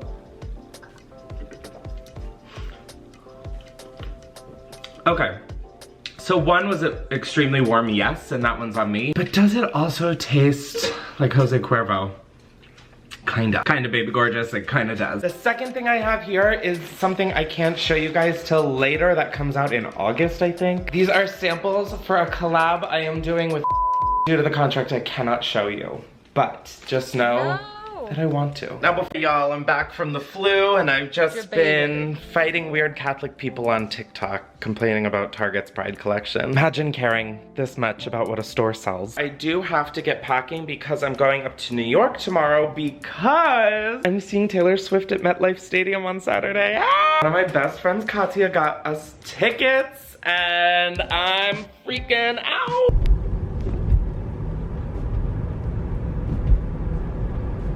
Hi everybody, it is 6 in the morning. I'm looking like James and the Giant Bruised Peach.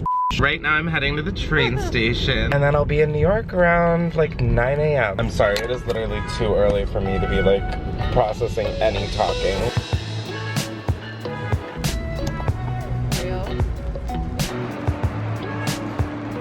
Made it to New York with my baby.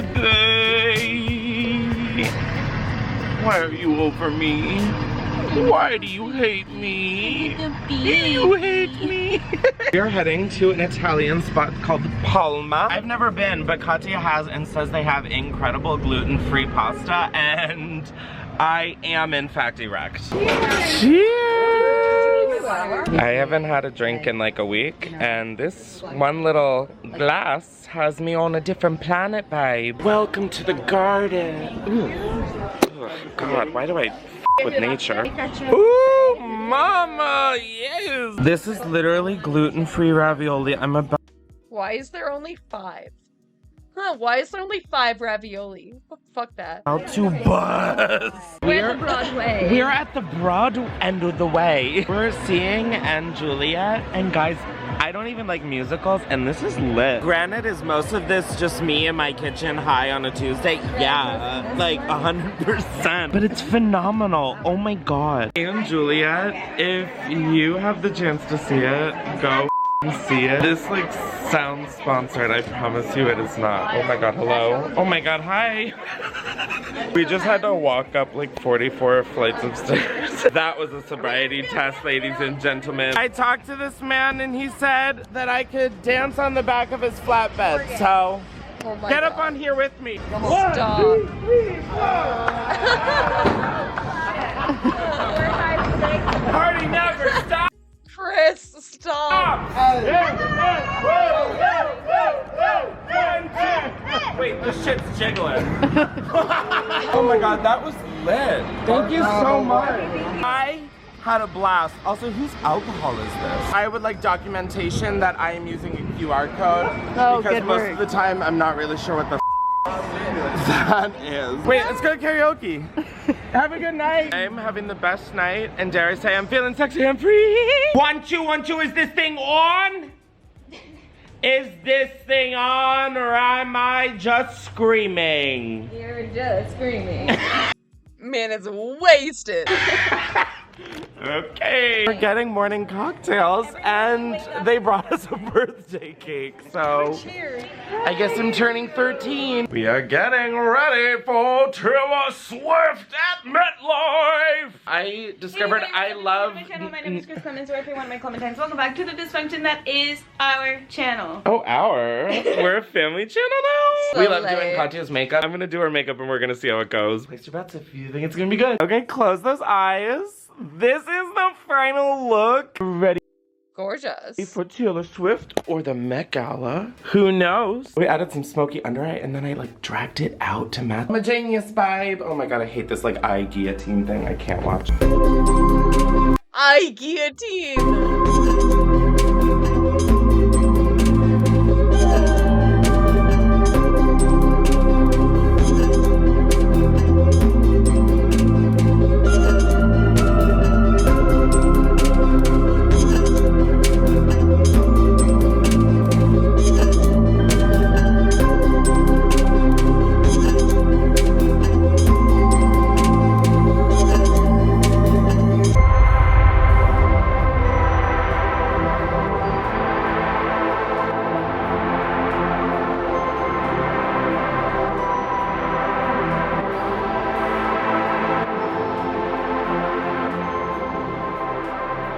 So the weekend is over and I am back from the Taylor Swift concert. I didn't vlog anything because I was so tired after getting back to the hotel. The last time I saw Taylor was Speak Now in high school, and like Fearless and Speak Now and like the Taylor Swift's named album, they like built my bones in high school. And so just seeing it all with like one of my absolute best friends and soulmates was just really, like, honestly therapeutic. She performed for 3 hours, which was a very long time. But oh my god, it was just so good, and oh, again, it just felt so like healing in a way. But we're back in Delaware. And I'm just trying to get some stuff around the house done because I have some family members coming this weekend to stay with me. And my house is a shithole. My friends are showing me this new nursery I've never been to. And you guys, it's called Arts. And it is literally so gorgeous. I'm looking for a plant in my office,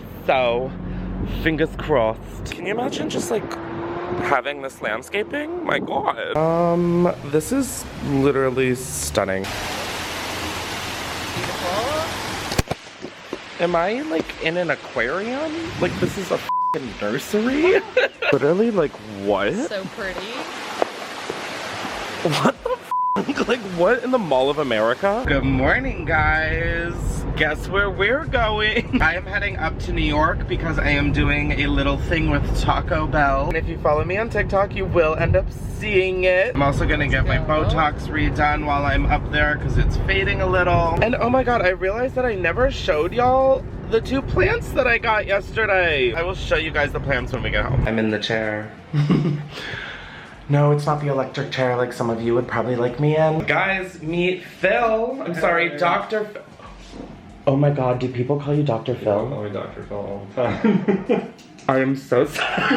No, it's In great. your defense, you are significantly hotter and way more talented and knowledgeable. So my Botox in my forehead is wearing off and my crow's feet are back. And then I've also been kind of grinding my teeth, so we're gonna put some in there for the first time. We are all done in like 5 to 7 days. I will show you guys the results because we all saw what was moving and shaking before. So I just left and now I'm about to hop on the phone and plan tomorrow's podcast episode that we're recording. And then I'm going to film with Taco Bell and I am very excited. Just got to Taco Bell. Look at this, they have like a whole feast, a table. This is my favorite thing at Taco Bell, and the fact that it's now vegan. Oh my god, thank you guys for watching all my shit. The fact that this is work for me is actually kind of fitting. We are done with work and we are heading home. I gotta head home to my doggy. I do in fact feel all of the gluten in my stomach and I feel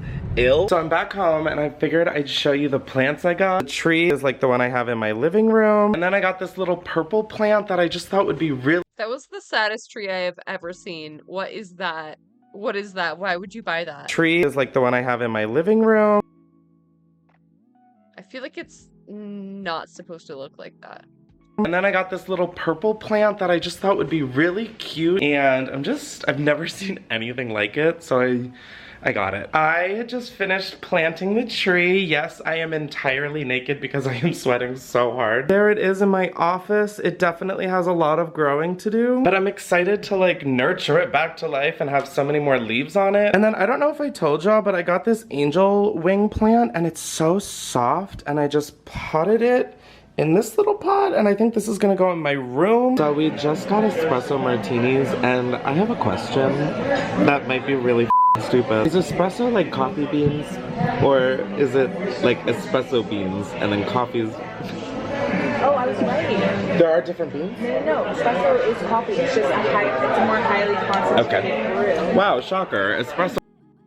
Yeah, espresso is just coffee beans. I think it's just a different roast. So beans aren't a thing. And on that note, we are gonna end the vlog. What a dumb note to end the vlog on, but now we at least know that there are no such thing as espresso beans. It's been like 4 days since my appointment with Dr. Phil, and my Botox is already like really working. And I've already noticed that my teeth and jaw don't hurt as much, so that has me so excited. I hope everybody has a great day. I love you very much, and I'll see you next video. I really want fucking Botox for my migraines. I think that would help so much. I really do. Anyway, I think that'll be it for tonight. Thank you for follows and for the hanging outs. We aren't better because we want to be. I appreciate you. I'll be back tomorrow and every day this month. I'll see you then. Have a good one. All the do-gooders in the world, whether they themselves are troublemakers. We white Anglo-Saxon Protestants, British, German, American, have been on a rampage for the past 100 or more years to improve the world. We have given the benefits of our culture, our religion, our technology to everybody. And we have insisted that they receive the benefits of our culture, even our political styles, our democracy. You had better be Democrat, or we'll shoot you. And having conferred these blessings all over the place, we wonder why everybody hates us. Because sometimes doing good to others, and even doing good to oneself, is amazingly destructive. Because it's full of conceit. How do you know what's good for other people? We can change society. We can get enormous enthusiasm going out of the idea that there is a revolution afoot, and that this revolution is going to set everything to right. Do you know a revolution that ever set anything to right? Whether the revolution came from the left wing or from the right wing. When we have a great system, great power to put it into effect, there is always more violence, more bloodshed, more trouble. Diabolical things are done in the name of righteousness. We don't change. We're doing the same thing today, but under different names. We can look back at those people and see how evil that was, but we can't see it in ourselves.